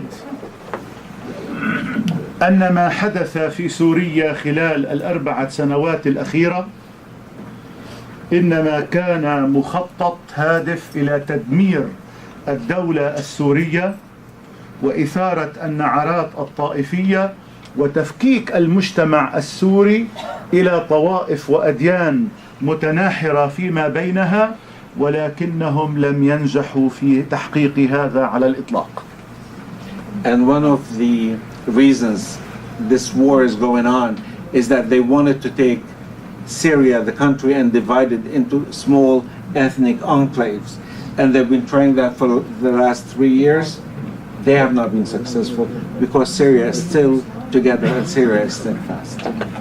وعندما كانت الأمسية التضامنية مع سوريا يوم الأحد في لوس أنجلوس بدعوة من المنظمة العربية الأمريكية للتضامن مع سوريا، كان مشهدا رائعا أن أتحدث أنا كمطران وأن يكون إلى جانبي مفتي سوريا الشيخ حسون الذي أطل علينا من دمشق على الهواء مباشرة عبر سكايب. كانت عندنا هون الساعة 7 مساء وعنده الساعة 4 فجرا، يعني فيقناه يصلي صلاة الفجر ويحكي ويشارك في الندوة اللي كنا فيها. كانت حلوة مظبوط. We had an event sponsored by Arab Americans for Syria on Sunday, and our bishop was the main speaker there. But through Skype, we also had another speaker who is the Grand Mufti of the Islamic faith in Syria. And while it was a reasonable hour here, he had to get up at 4 o'clock in the morning just to be able to join us. But it was a really beautiful show of mutual solidarity, mutual love, and mutual respect. None of the stuff that they talk about sectarianism. Sectarianism is not in our blood as Syrians, as Palestinians, as Iraqis. It is something that just came to us through all the wars and the terrorist organizations. أنا أدعو السوريين كافة أن يتمسكوا بانتمائهم لوطنهم، وألا يخافوا، وألا يستسلموا، وألا يتراجعوا، وألا يتأثروا من الخطاب الديني المتطرف المتقوقع الذي يراد من خلاله إدخالنا جميعا في حالة من الفتن والتشرذم والتفكك الوطني.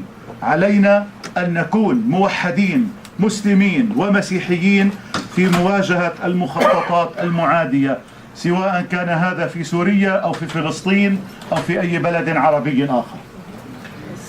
One of the ways they want to redraw our boundaries and to reshape our country in Syria especially, and I call upon the Syrians now not to allow that to happen, not to fall victim to the ethnic divisions that they are trying to create to us, that we need to stand together as Syrians, Christians and Muslims, and against any group that wants to divide us according to whatever line they want to divide us. والآن سأتوقف عند هذا الحد بناء على اقتراح الإخوة لكي نفسح المجال للأسئلة وللمداخلات.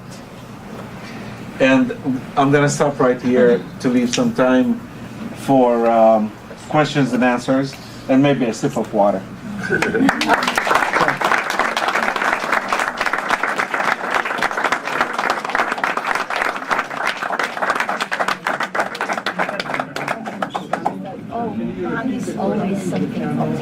Yes, I will. Yeah. I was asked to repeat the questions for the camera. Madam. بريد أسأل بالعربي طبعا. وأنا راح أترجم. شكرا كثير. أبونا نحن الشيء معروف تماما إنه هالخراب اللي عم بيلحق الدول العربية مدعومة من السعودية ومن بعض الدول العربية مثل قطر طبعا. ليش السعودية والقطر كثير مهتمين إنه هالدول ينهدموا؟ ليش بدهم هن يكونوا مثلا الحركة الميكانيكية الأمريكية إنه هالمنطقة تتدهور وهن يعني شو رح يصح لهم؟ إيش في لهم من وراء كل هالأشياء عم يلحق للدول العربية؟ خليني أترجم السؤال. The question is, what is the I'll make it shorter. What is the interest of Saudi Arabia and Qatar and these countries in helping to destroy these Arab countries and create war and conflict? الجواب على هذا بسيط جدا، وهو أنه هنالك في منطقة الخليج هنالك دول تتسمى أنها دول ولها علم ولها نشيد وطني وهي عضوة في الأمم المتحدة، ولكنها في الواقع ليست دولا على الإطلاق، ليست دولا مستقلة في اتخاذ قراراتها، وإنما تتلقى الأوامر من البيت الأبيض.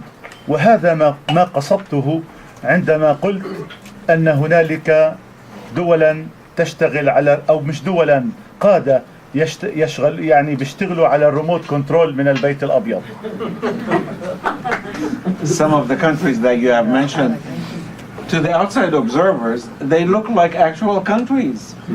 They have their own currency, they have their own flag, they have their own national anthem, but these are not countries. These are groupings that just get orders. They get orders from America, they get orders from Israel. They do not have any form of independence. They call themselves countries, but basically they're puppets. لو هؤلاء فكروا بالفعل في مصالح شعوبهم بدل من أن يدفعوا هذه الأموال من أجل الدمار والخراب في سوريا، كان من المفترض أن تستعمل هذه الأموال من أجل التطور، من أجل الرقي. إحنا في مدينة القدس وفي فلسطين بحاجة إلى مستشفيات، بحاجة إلى مدارس، بحاجة إلى مشاريع إسكانية لدعم صمود الشعب الفلسطيني، بدل من أن يرسلوا هذه الأموال لشراء الأسلحة والصواريخ وقتل الناس في سوريا. كان من المفترض أن يهتموا ببناء الجامعات، ببناء المدارس، ببناء المشاريع الإسكانية في فلسطين وفي سوريا وفي أي مكان آخر. ولكن للأسف الشديد هؤلاء ليسوا أحرارا في التصرف بأموالهم، وإنما أموالهم تستعمل بناء على التعليمات التي تأتيهم من أمريكا أو من غير أمريكا. Let me translate first. It is more becoming for these countries to be spending, instead of spending billions of dollars on armaments and weapons of destruction that kill the Arab people, it is better off for them to help build these countries up, create universities, help with feeding people who are hungry, help create hospitals. But it is not that they decide that we would rather pay for weapons and not pay for this. It is that they get the orders that we want you to spend your money on weapons. We don't want you to spend your money to help. ولذلك أنا من المقتنعين أننا كفلسطينيين وكعرب بشكل عام لكي نتمكن من تحقيق طموحاتنا وتطلعاتنا الوطنية، أنا أعتقد أن هذا الربيع العربي الذي سموه ربيعا عربيا وهو ليس كذلك، إذا ما أردنا أن يكون عندنا ربيع عربي حقيقي يجب أن يبتدئ من هذه الدول، أن تكون الثروات بأيدي الشعوب وليس بأيدي من يتحركون بناء على التعليمات التي تأتيهم من البيت الأبيض. عندما يكون المال العربي والنفط العربي والثروات العربية بأيدي عربية ومن أجل مصلحة الشعوب العربية، حينئذ يكون الربيع العربي الحقيقي. They talk about the Arab Spring. For me, the real Arab Spring has to start in these countries. And once these countries start using their money and their power to help enrich, educate, make life better for the Arab people, and not just be a tool for others to use their money for destruction, that would be an Arab Spring, not what we have now. Right. And may I say that the question, of course, is to everyone in the panel. قبل ما نتابع الأسئلة، هذه وثيقة الكايروس، عندنا بعض النسخ، لمن يريد يمكنه أن يحصل على نسخة.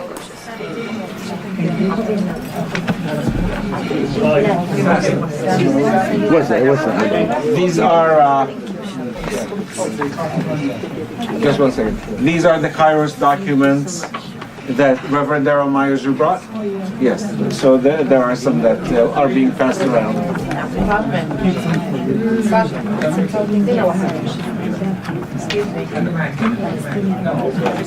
Okay. Is there anything, Mansour? No, it's good. Just Okay. Reza. There is a beautiful brother from Africa. It says, until the lion have their own historian, the tales of the hunting always glorify the hunters. As Martin Luther King has said, our government is the purveyor of the violence around the world. I would like to ask you, Israel cannot stand without the U.S. help. It's the U.S. is the one at creating Israel and supporting every day $15 million. I would like to hear from you too. You want to repeat the questions? You want me to repeat the English question in English? He's not on mic, so they can't. Oh, I see. Reza, you can repeat your question better than I can repeat it.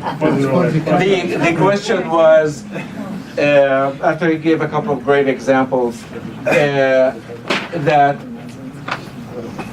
Israel cannot basically exist without the help and the support of the United States of America. And what should we do about that? $4 billion a year. I wanted to speak first so I could clear up a forgetfulness of mine, which happens sometimes. Once I left my son in the car when he was 5 years old, I was running to a demo. I said, "Oh shoot!" So I forgot to thank the Arab Americans for Syria for pulling this together. So, but just to provide something about that question, it's the same as the question before about why is Qatar, Saudi Arabia, all these other countries, these client states of the U.S., why do they act the way they do? Well, part of it is because they know internally, there's no democracy in these countries at all, right? You know, in Saudi Arabia, Qatar, and Israel. And there's no democracy, and there are people fighting for their own rights and for justice. And in order for a government to keep people's rights down, they need arms, they need weapons. So they better not act against the United States, because they're going to need their help in putting down the resistance. And that's part of the reason why Israel acts the way it does and is so subservient to the U.S. And hopefully there will be an Arab Spring, a real Arab Spring that topples these governments so that it's more representative of the people there. I think that the aid that the United States gives to Israel is more than the funding, is more than the arms. Israel has been protected by the United States in a way that the United States itself is also protected. Every time I hear that there are going to be sanctions now against Russia, for instance, the first thought is, why have there never sanctions against the United States? They can invade and occupy a country based completely on false pretenses, but there's no discussion in the so-called international community of sanctions. And that same protection has been extended to the State of Israel because the State of Israel serves the interest of the United States. It's not based on any human feelings. They have no sympathy for Jewish people or Arab people or black people here or Latino people or any of us. That's not the categories that are the imperatives for U.S. foreign policy, but it's very true. Israel could not do what it does with impunity without the protection of the United States.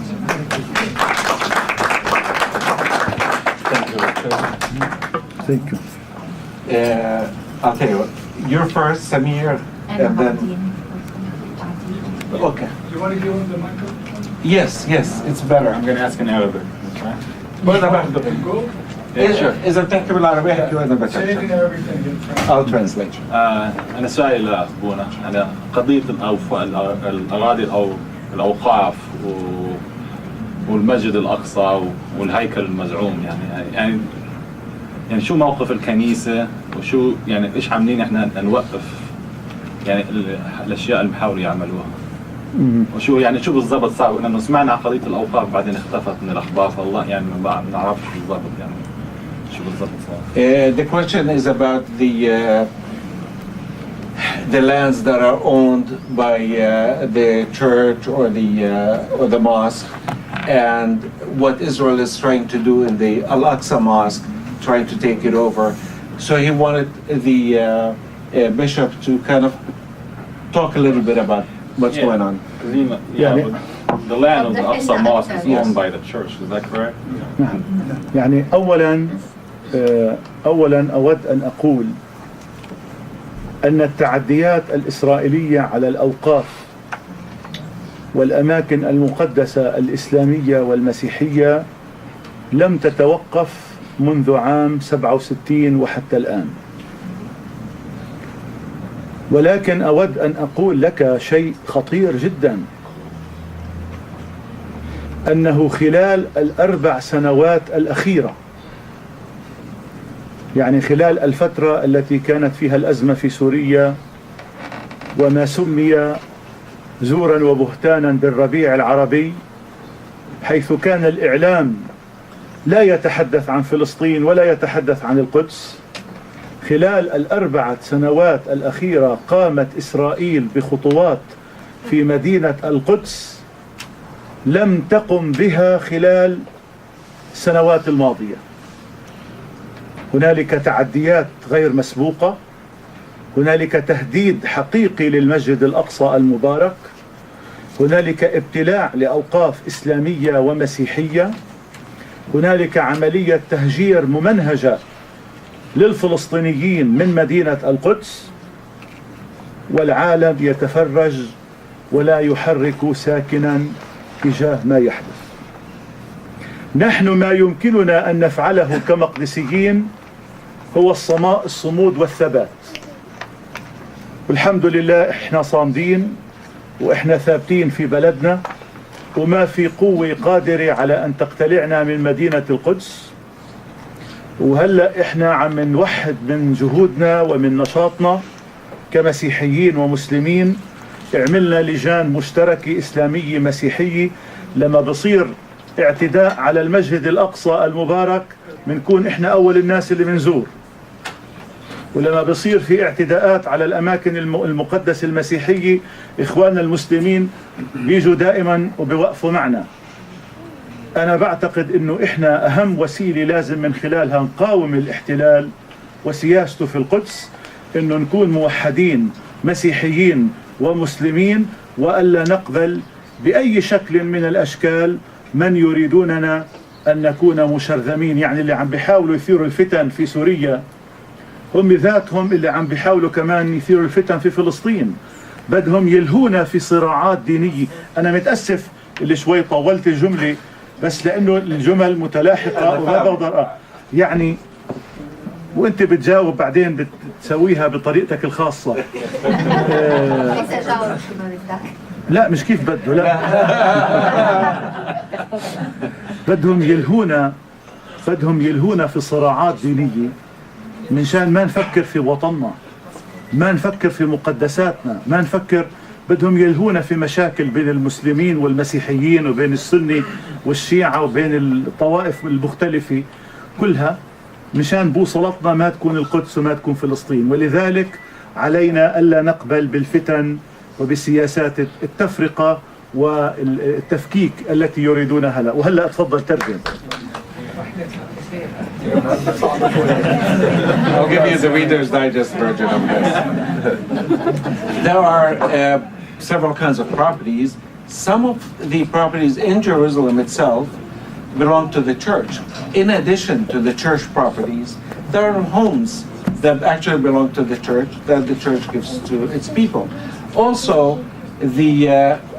I don't want to say the mosque or the establishment in a way that's maybe disrespectful, but the Islamic mosques, they have lands also called waqf that belong to the Islamic mosques that are the mosques and other private properties and homes, etc. And what Israel has been doing is trying to take these over, while especially more so in the last 4 years that everybody's busy with what's going on in Iraq and Syria and Egypt and Tunisia, and nobody's paying attention. They kind of very carefully try to do that. And one of the big threats is what's going on with the Al-Aqsa Mosque, and they want to take over as much as they can. And lately, just a couple of months ago, they started to talk about sharing the Aqsa Mosque, like you take 3 days and we take 3 days What are you doing there anyway? So they're trying to do that. And if I may add something from my own, one of the things, Father, that Israel has tried to float the last year or so was to offer voluntary joining of the military to Christian Palestinians. As though the Christian Palestinians are not Palestinians and they're going to join an Israeli army that treats them as second-class citizens, takes their homes, and then they go fight against their Muslim brothers. And this is what's happening throughout the Arab world, and this is like just one little thing. This is what's happening in Syria. I mean, if you listen to Obama, he says, well, the Kurds, we're going to support the Kurd in Kurdistan, we're going to support the Sunnis. I'm going off on my own. But this is the sectarianism that they have created in Syria, and now we're seeing it in Palestine. Who knows where next? زدت عليك شوية يا أبونا، اسمح لي. سمير بعدين أنت بعدين. سمير أبونا تحكي بالإنجليزي؟ بالعربي أنا يعني 21 سنة من المفاوضات العبثية من أوسلو، يعني إسرائيل ابتلعت 40% من أراضي الضفة وهودت مناطق كثير من القدس الشرقية، وقيادتنا المبجلة قاعدة تتفرج. يعني ذكرت الأقصى الأوقاف الإسلامية برعاية العائلة الهاشمية اللي ما عملتش شيء له. ليش الشعب بدك تورطنا مع الأردن هلا يعني؟ ليش الشعب الفلسطيني يعني ساكت على قيادتين، السلطة الوطنية اللي برام الله اللي مش قادرة تمنع إسرائيل تأخذ قرار في نقل خالد جرار من رام الله لريحة، وهي موجودة بمنطقتها في عاصمتها، اللي جابت 35,000 مقاتل وحولتهم لجنود وبنسخوا أمنية لحماية هالمستوطنات. هاي قضية مهمة جدا، يعني لازم نحكي فيها ونثيرها باستمرار. والآن يعني عمان في غزل وفي غزل وفي يعني موسى أبو مرزوق امبارح بقول لك إنه أنا ما عنديش فيديو على المفاوضات، صارت حلال يعني القضية. I can translate that in 5 words. السلطتين موجودات على قلب شعب وبيخدموا الاحتلال. يعني حرب 73 اللي جيرها السادات لتسوية تحريكية سمير حط سؤالك. عمالها بتكون فيها حماس الأمل إنه انتصرنا وبدنا ندخل تسوية. تعطيني فكرة يعني شو صاير بالوضع للناس. The question is, what has the Palestinian Authority been able to accomplish in the last 20 years since Oslo? And secondly now is, with everything that's happening in Gaza and the war in Gaza and all of that, is Hamas going to enter the negotiations as well? So he wanted Bishop Attallah to kind of give his thoughts about that. Hello? ممتاز. يعني أولا أنا أود أن أقول لك بأن الشعب الفلسطيني أثبت للقاصي والداني أنه شعب مناضل وشعب مقاوم وشعب صامد بالرغم من كل الظروف وبالرغم من كل التحديات. استنى شوي. هنالك مؤامرة هادفة لتصفية القضية الفلسطينية،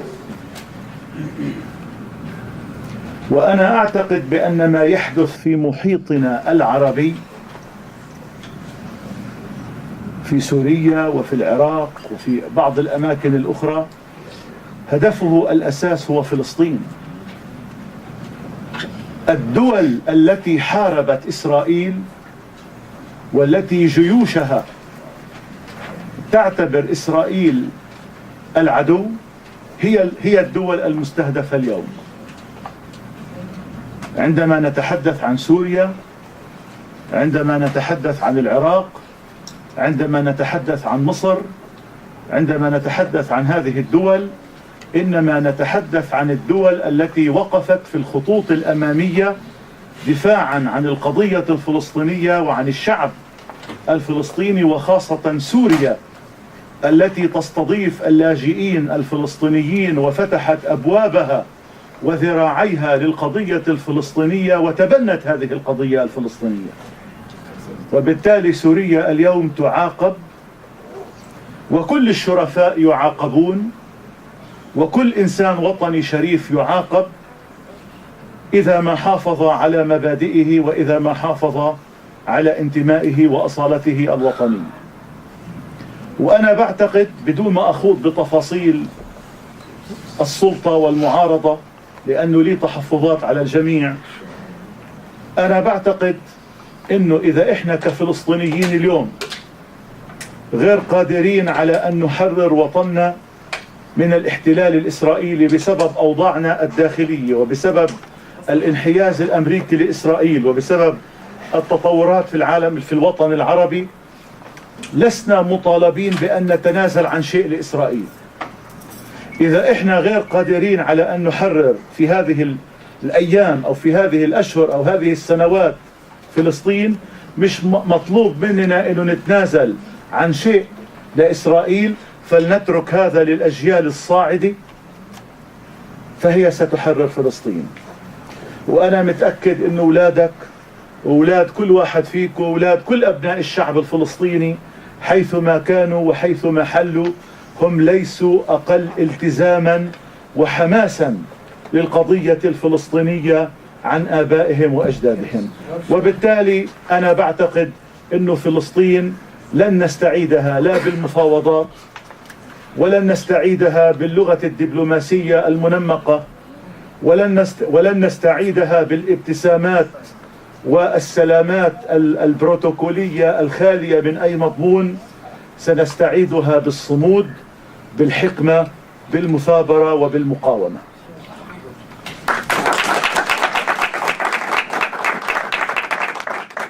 I hope it's obvious to everybody, as it is to me, that it's really hard to translate sometimes. However, what I'm going to try to do, what I've been trying to do, is not so much to translate the words because I can't, but I'll try to translate the ideas. And there are three ideas. One is that the Palestinian people, despite of the kind of leadership that we have, and you have two kinds of leaderships, and I have issues with both. However, the people are steadfast. Israel is trying to take away these Waqf lands, and the only thing that we can do is to stay put and to stay in our place and not allow them to take it just like that. The second question, or the second part of the question, was about Syria. There is a reason why Syria is being attacked. There is a reason why Iraq is being attacked, and there's a reason why they are trying to kind of take care of Egypt in a separate way. It's because these countries were the countries that stood with Palestine, and these are the countries that stood against Israel, and that is why these countries are targeted. They're not targeting Saudi Arabia. Saudi Arabia does whatever they want. My words, not his. But the reason that Syria is being targeted is not just Syria, but because of Syria's principled position with the issue of Palestine. That has not changed over the years. Politics have changed, all of that, but Syria has always supported the Palestinian cause, and that is why Syria is being targeted. خلص بكفي، خلينا ننتقل للسؤال. ننتقل للسؤال الثاني. تفضل يا اختي. احكي بالعربي وانا بترجم. It's okay. Yeah, whatever you want. It is not a question actually, it is a comment. Just I want every American بس to know. Yeah, sorry, because I am from a city called Tulkan. It is 15 kilometers from Netanya. And I was born in 1940, where I lived the tragedy, all the tragedy of 1948 and 1967. There was nothing called Jewish state before 1948. The Jewish were only 15% of the population. and we used to live in peace and harmony. I remember when I was 5 years old, my daughter took me to a dentist who was a Jew. And the man who applied the electricity in our house, he was a Jew. There was nothing at all between us. And now I have the papers, the trust deeds of my father's land. My city, Tulkarm, was divided. The line divided it into two parts. They left us the houses and they took the land. And I have the trustees of my father's land and my father-in-law land, which are signed by the British government, which says that my father owns this land. Then how the British government give it to the Jews? Still, I have the papers. My father died while holding these papers. He got Alzheimer when he was 80 years, and he forgot everything, our names and everything. But he never forgot that he has a land. He was all the time crying, oh my land, they stole my land. Until now I am keeping the papers. And I will not forget all my life when he took me, when they announced the declaration of the Jewish state, he took me to the land. I was 8 years old. He went through all his land, taking some little from the soul, singing for it by his songs and crying, then put it down.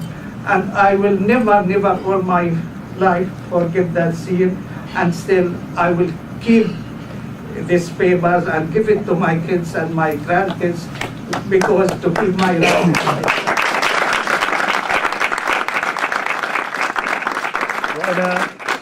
وأنا أود أن أضيف بأننا لن ننسى فلسطين ولن نتنازل عن فلسطين مهما اشتدت المؤامرات والضغوطات على شعبنا الفلسطيني. سنبقى محافظين على انتمائنا لفلسطين وعن دفاعنا عن فلسطين، وسنبقى متشبثين بكل ذرة تراب من ثرى فلسطين. مش رايحين نتنازل. What he was saying is that we will never give up Palestine. We will continue to fight for every piece of Palestine, for every home, for every grain of sand. And what he said earlier, and it was hard to keep up, is that under the current situation, with the military might of Israel, with the American support, with even some Arab support, and with other Arabs busy with their own goings-on, we may not be able to liberate Palestine, but we will make sure that our kids carry the torch. And if we cannot liberate it, let us prepare our kids to liberate it.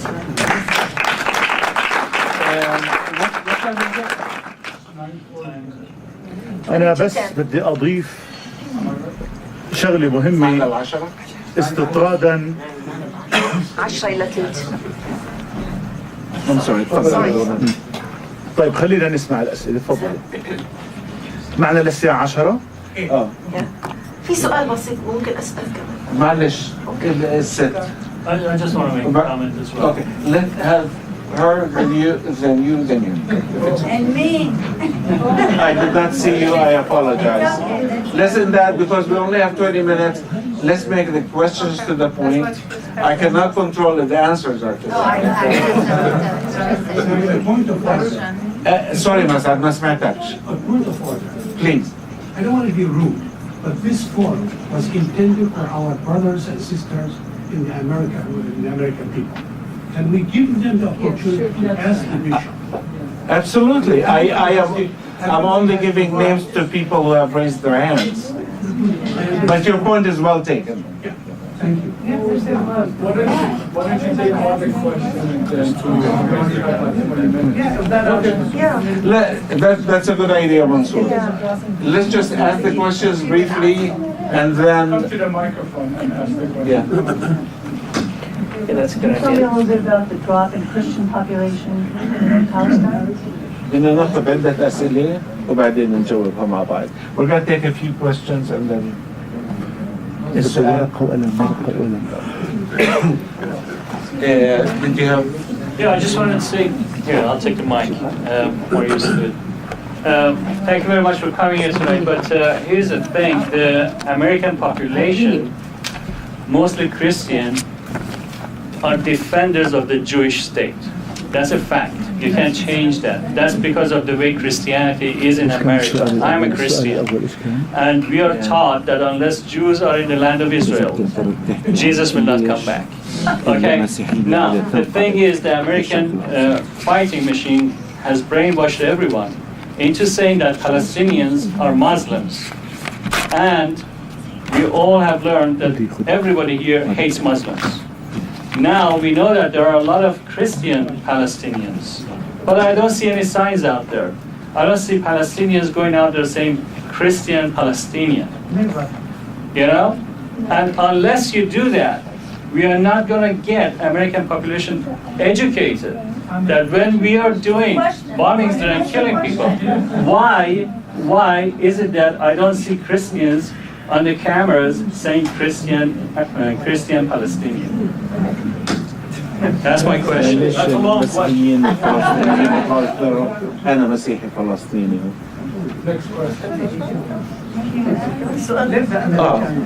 سريع والله انه فيش عندنا وقت. على علم اسرائيل موجود خطين، الخط الاول يعني حدودك يا اسرائيل من الفرات الى النيل. هل بده يتحقق هالشيء؟ كل هالاشياء عم تصير مشان يحققوا امالهم، يعني هذا هو الهدف. The question was about what is called the Greater Israel from the Nile to the Euphrates. You had a question? Yeah. You have to come. What's the answer for that question? Both questions and answer them together. Two quick questions. Can you make it one? We don't have time.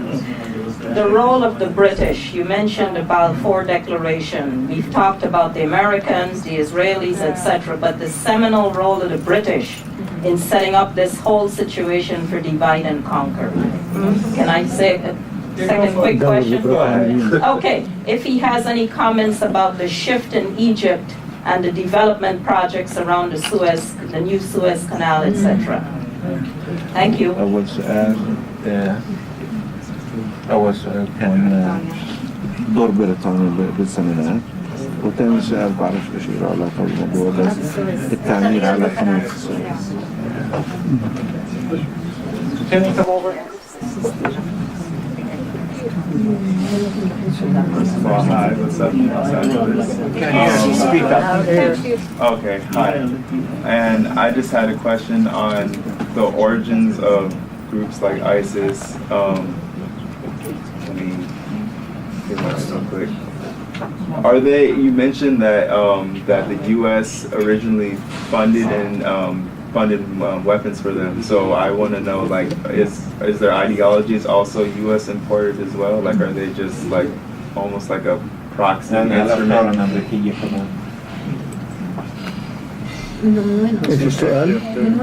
I think since we have 50 minutes, so Irina, I'm so sorry. The last question from Irina, and then we'll go for the question.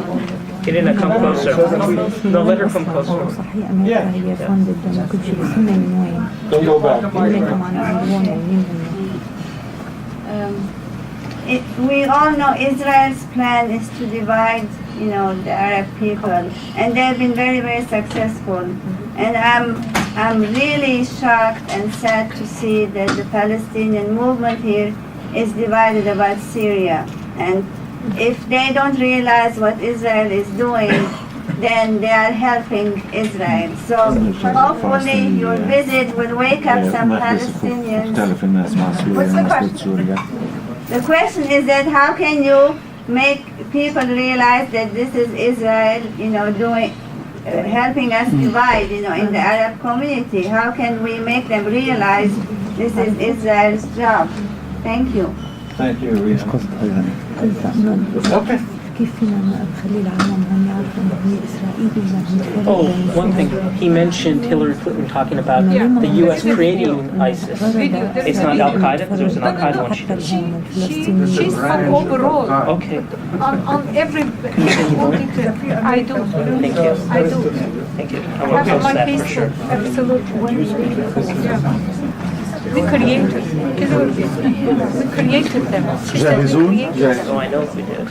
يعني أولا المسيحية في المنطقة العربية تعرضت لانتكاسة كبيرة عام 1948 عندما كانت نكبة الشعب الفلسطيني التي نكبت كل الشعب الفلسطيني مسيحيين ومسلمين ولم تميز بين مسلم ومسيحي أو بين كنيسة ومسجد أو بين قرية مسيحية أو قرية إسلامية. It was in 1948 that Christianity, as the question was asked, had the biggest setback in the modern times, and that was the creation of the State of Israel. Because Israel, when it was created, went through so many villages and started evacuating people and taking them out of their homes, and in many cases committing massacres. And many of these villages were also Christian villages, and that was when this fight against, let's call the Christian population started. وتهجير المسيحيين من فلسطين لم يتوقف منذ عام 48 وحتى 67 وحتى الآن، وهجرة المسيحيين متواصلة بسبب الأوضاع السياسية وبسبب الأوضاع الاقتصادية والحياتية التي يعاني منها الشعب الفلسطيني في ظل الاحتلال. And much of it is forced migration of the Palestinians has not stopped in 1948. It went on to 1967 and it's going on now as we speak. قبل 48 كانت نسبة المسيحيين في فلسطين التاريخية 25%. اليوم نسبة المسيحيين في فلسطين هي 1% فقط. In 1948, the percentage of Christians in Palestine was 25%. Today, 1%. 1%. وقد ترك المسيحيون بلادهم وهجروا أو هاجروا بسبب الأوضاع الاقتصادية والحياتية الصعبة. And many people left or they had to leave. They were made to leave because it's a tough life over there. It's tough to find a job and to have a place to live. ولكن من بقي من المسيحيين داخل فلسطين هو متمسك بإيمانه، متمسك بتراثه الروحي، وفي نفس الوقت متمسك بهويته العربية الفلسطينية.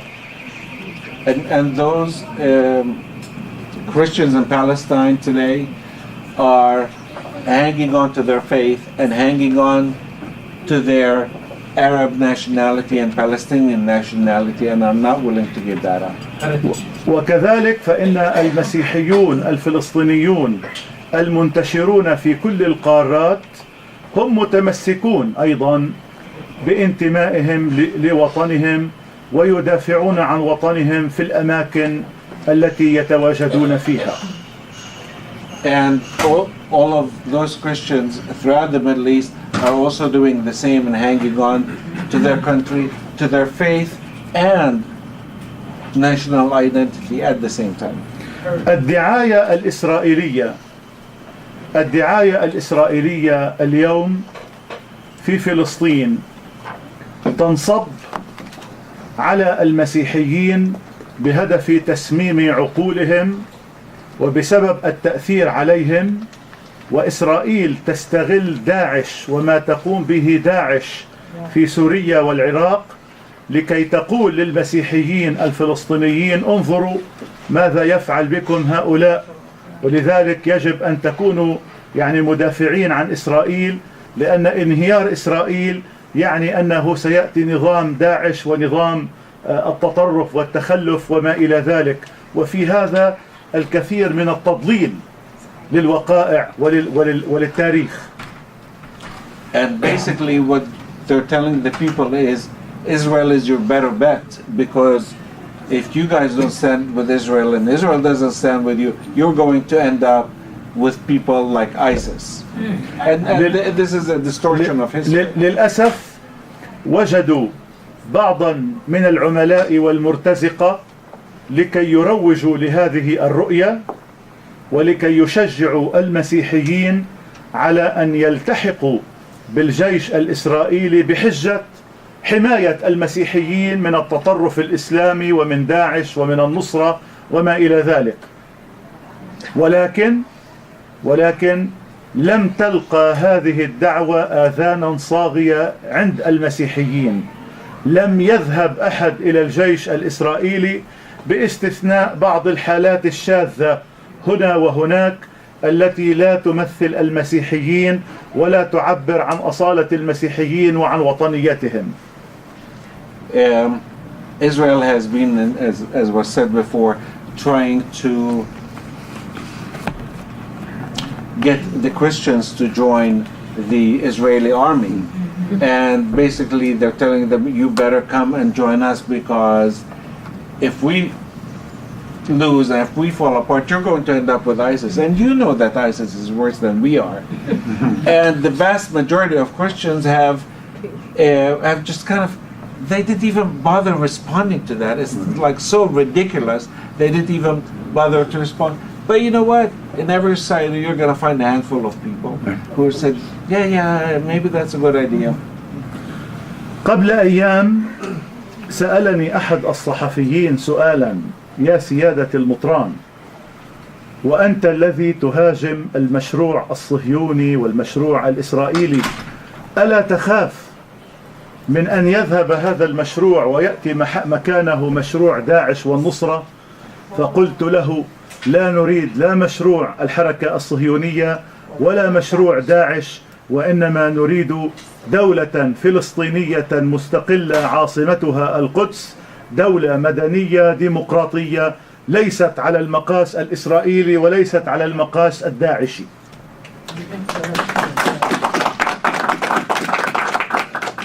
And some people have asked, aren't you afraid that, you know, the Islamic State would come and take you over? You know what the Islamic State is doing? And he said, you know what? We have always said that we want a civil, democratic society that does not discriminate between its people. So Israel is a lousy model for us, and so is ISIS. ولذلك أنا أقول لكم بأن داعش وأخواتها من المنظمات الإرهابية أسست من أمريكا ومن إسرائيل ومن غيرها من القوى الاستعمارية لكي تخيف المسيحيين ولكي تشوه صورة الإسلام الحقيقي ولكي تسيء لوحدة الشعوب العربية وتدمر الإخاء الديني القائم بين قرون بين أبناء ومكونات الشعوب العربية. وهذه هي الخطورة التي تكمن من داعش وأخواتها. ولذلك علينا أن نتصدى لهذا التطرف ولهذا التخلف بمزيد من الوعي والحكمة والمسؤولية والرصانة والحوار والتفاهم وترسيخ الخطاب الديني المتسامح وليس المتطرف والمتقوقع.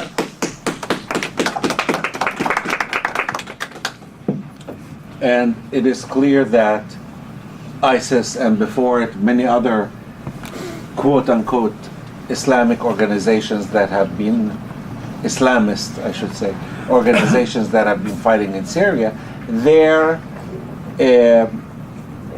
stand has always been about separating people from each other, not about uniting people together. And this is something that we have always stood against, and we will always stand against. And this is one more form of breaking up the Arab people, breaking up the Arab countries into different component groups. أما الموقف المسيحي الفلسطيني فإن الكنائس المسيحية في فلسطين ورؤساء الكنائس والمسيحيين الفلسطينيين كانوا دوما سفراء للقضية الفلسطينية في أي مكان يذهبوا إليه. نحن لم نترك قضية فلسطين ولم نتنازل عن قضية فلسطين، وسنبقى ندافع عنها في كل مكان. وخلال الحرب على قطاع غزة أعطينا تعليمات للكنائس لكي تفتح، لكي يدخل إليها أهالي غزة المشردين، لأن الكنائس هي بيوت عبادة، ولكنها أيضا هي بيوت تضامن ومحبة ووقوف إلى جانب المشردين والمتألمين من أبناء شعبنا. I don't know how many of you saw this, but you know, you see it sometimes on the television, Arabic channels especially, that the churches in Gaza became a housing place for people who have lost their homes and don't have anything to eat, and they would go to the church and the church would house them and share whatever food was with them. And I'd seen that on TV, but what Father Atallah had said is that they have given orders or told them, please open your doors and take as many people as you can take, because we are one people. And Gaza, as most of you know, is predominantly Muslim. And so it was predominantly Muslim that came into the church, and everybody, Christian and Muslim, ate together and shared this shelter while the war was going on. وأنتم تذكرون أنه مع بدء الحرب على غزة ابتدأت جريمة التصفية العرقية بحق المسيحيين في الموصل، بحق المسيحيين وغير المسيحيين. في الوقت الذي كان فيه المسيحيون في العراق يذبحون وتدمر كنائسهم ويعدمون ويشردون، نحن في فلسطين أعطينا صورة مغايرة. فتحنا كنائسنا للمسلمين لكي يصلوا في ليلة القدر حيث هدمت المساجد، لكي نقول للعالم بأسره بأنه لن يطغى النموذج الداعشي على نموذج الوحدة الوطنية الذي جسدته فلسطين في الحرب على غزة، كما وفي كل المراحل التاريخية التي مرت بها القضية الفلسطينية. It is interesting to note that at the same time that the war in Gaza was going on and the Christian churches have opened all their doors to their Muslim brothers and sisters to come in and share shelter with them, share food with them, it was at the same time that ISIS was attacking in Mosul in northern Iraq and trying to remove all of the Christians and basically threatened all the Christians that they either convert or remove. And what Palestine had given was an example that is extreme opposite of what ISIS has given. And these are the differences between what we stand for and what ISIS stands for. فلسطين كانت دائما نموذجا للوحدة الوطنية كما كانت سوريا، وستبقى وسيفشل هذا المشروع العنصري الذي لا يقل خطورة وسوءا عن المشروع الصهيوني. And Palestine has always been an example of brotherhood among the different groups, regardless of how they practice their faith, and so has Syria. And we have given this great example together that this is what we stand for in Palestine, this is what we stand for in Syria, and we completely reject, by our actions in Palestine and in Syria, we reject ISIS, Al-Nusra Front, and everything that they stand for. هل إسرائيل تريد أن تتسلط على المنطقة ما بين الفرات والنيل؟ أنا أعتقد بأن إسرائيل تريد أن تتسلط على كل العالم وتريد أن تتحكم في كل العالم، ولكن وجود أحرار من أمثالكم، من أمثال الشعب الأمريكي الصديق، وأنا حقيقة أود أن أحيي أصدقائنا الأمريكان الذين خرجوا إلى الشوارع تضامنا مع فلسطين أثناء الحرب على غزة وأثناء الحرب على العراق وعلى سوريا.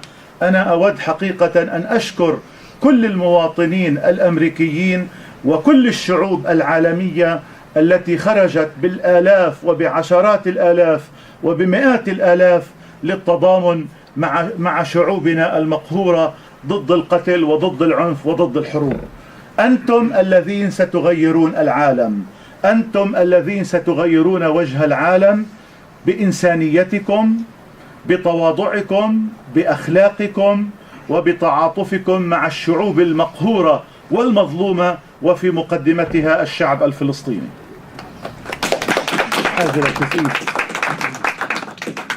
There was a question about Israel has a vision of occupying the land between the Nile and the Euphrates. And our bishop was saying that they want to be able to control the whole world, not just occupy a part of the Middle East. But he says there are many powers, there are many factors that stand in the way of that. And one of them is our resistance in Palestine and in Syria and the rest of the Arab world. But there's a great power that is also standing against Israel and standing in solidarity with us in the Middle East, with the Palestinians, with the Iraqis, and with the Syrians.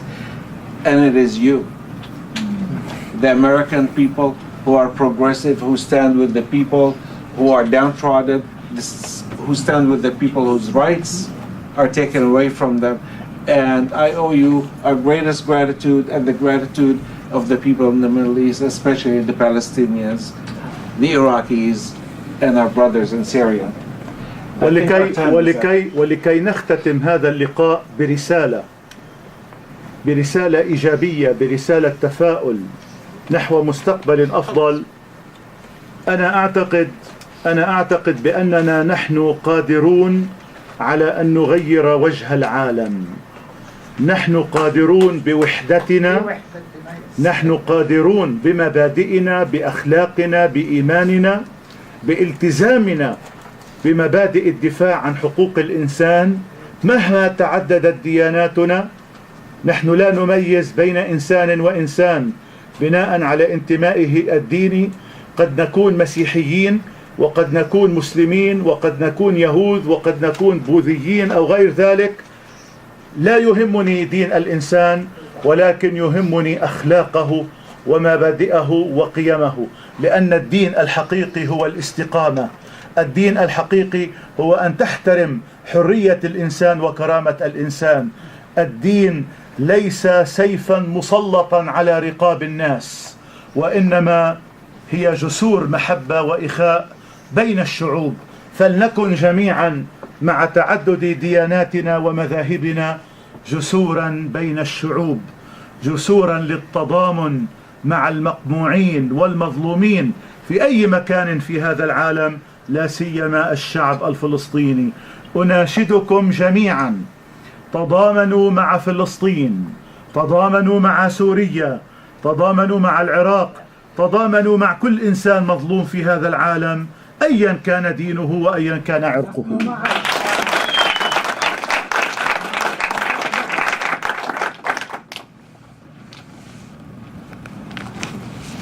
As I said before, I am very thankful for the solidarity that we have.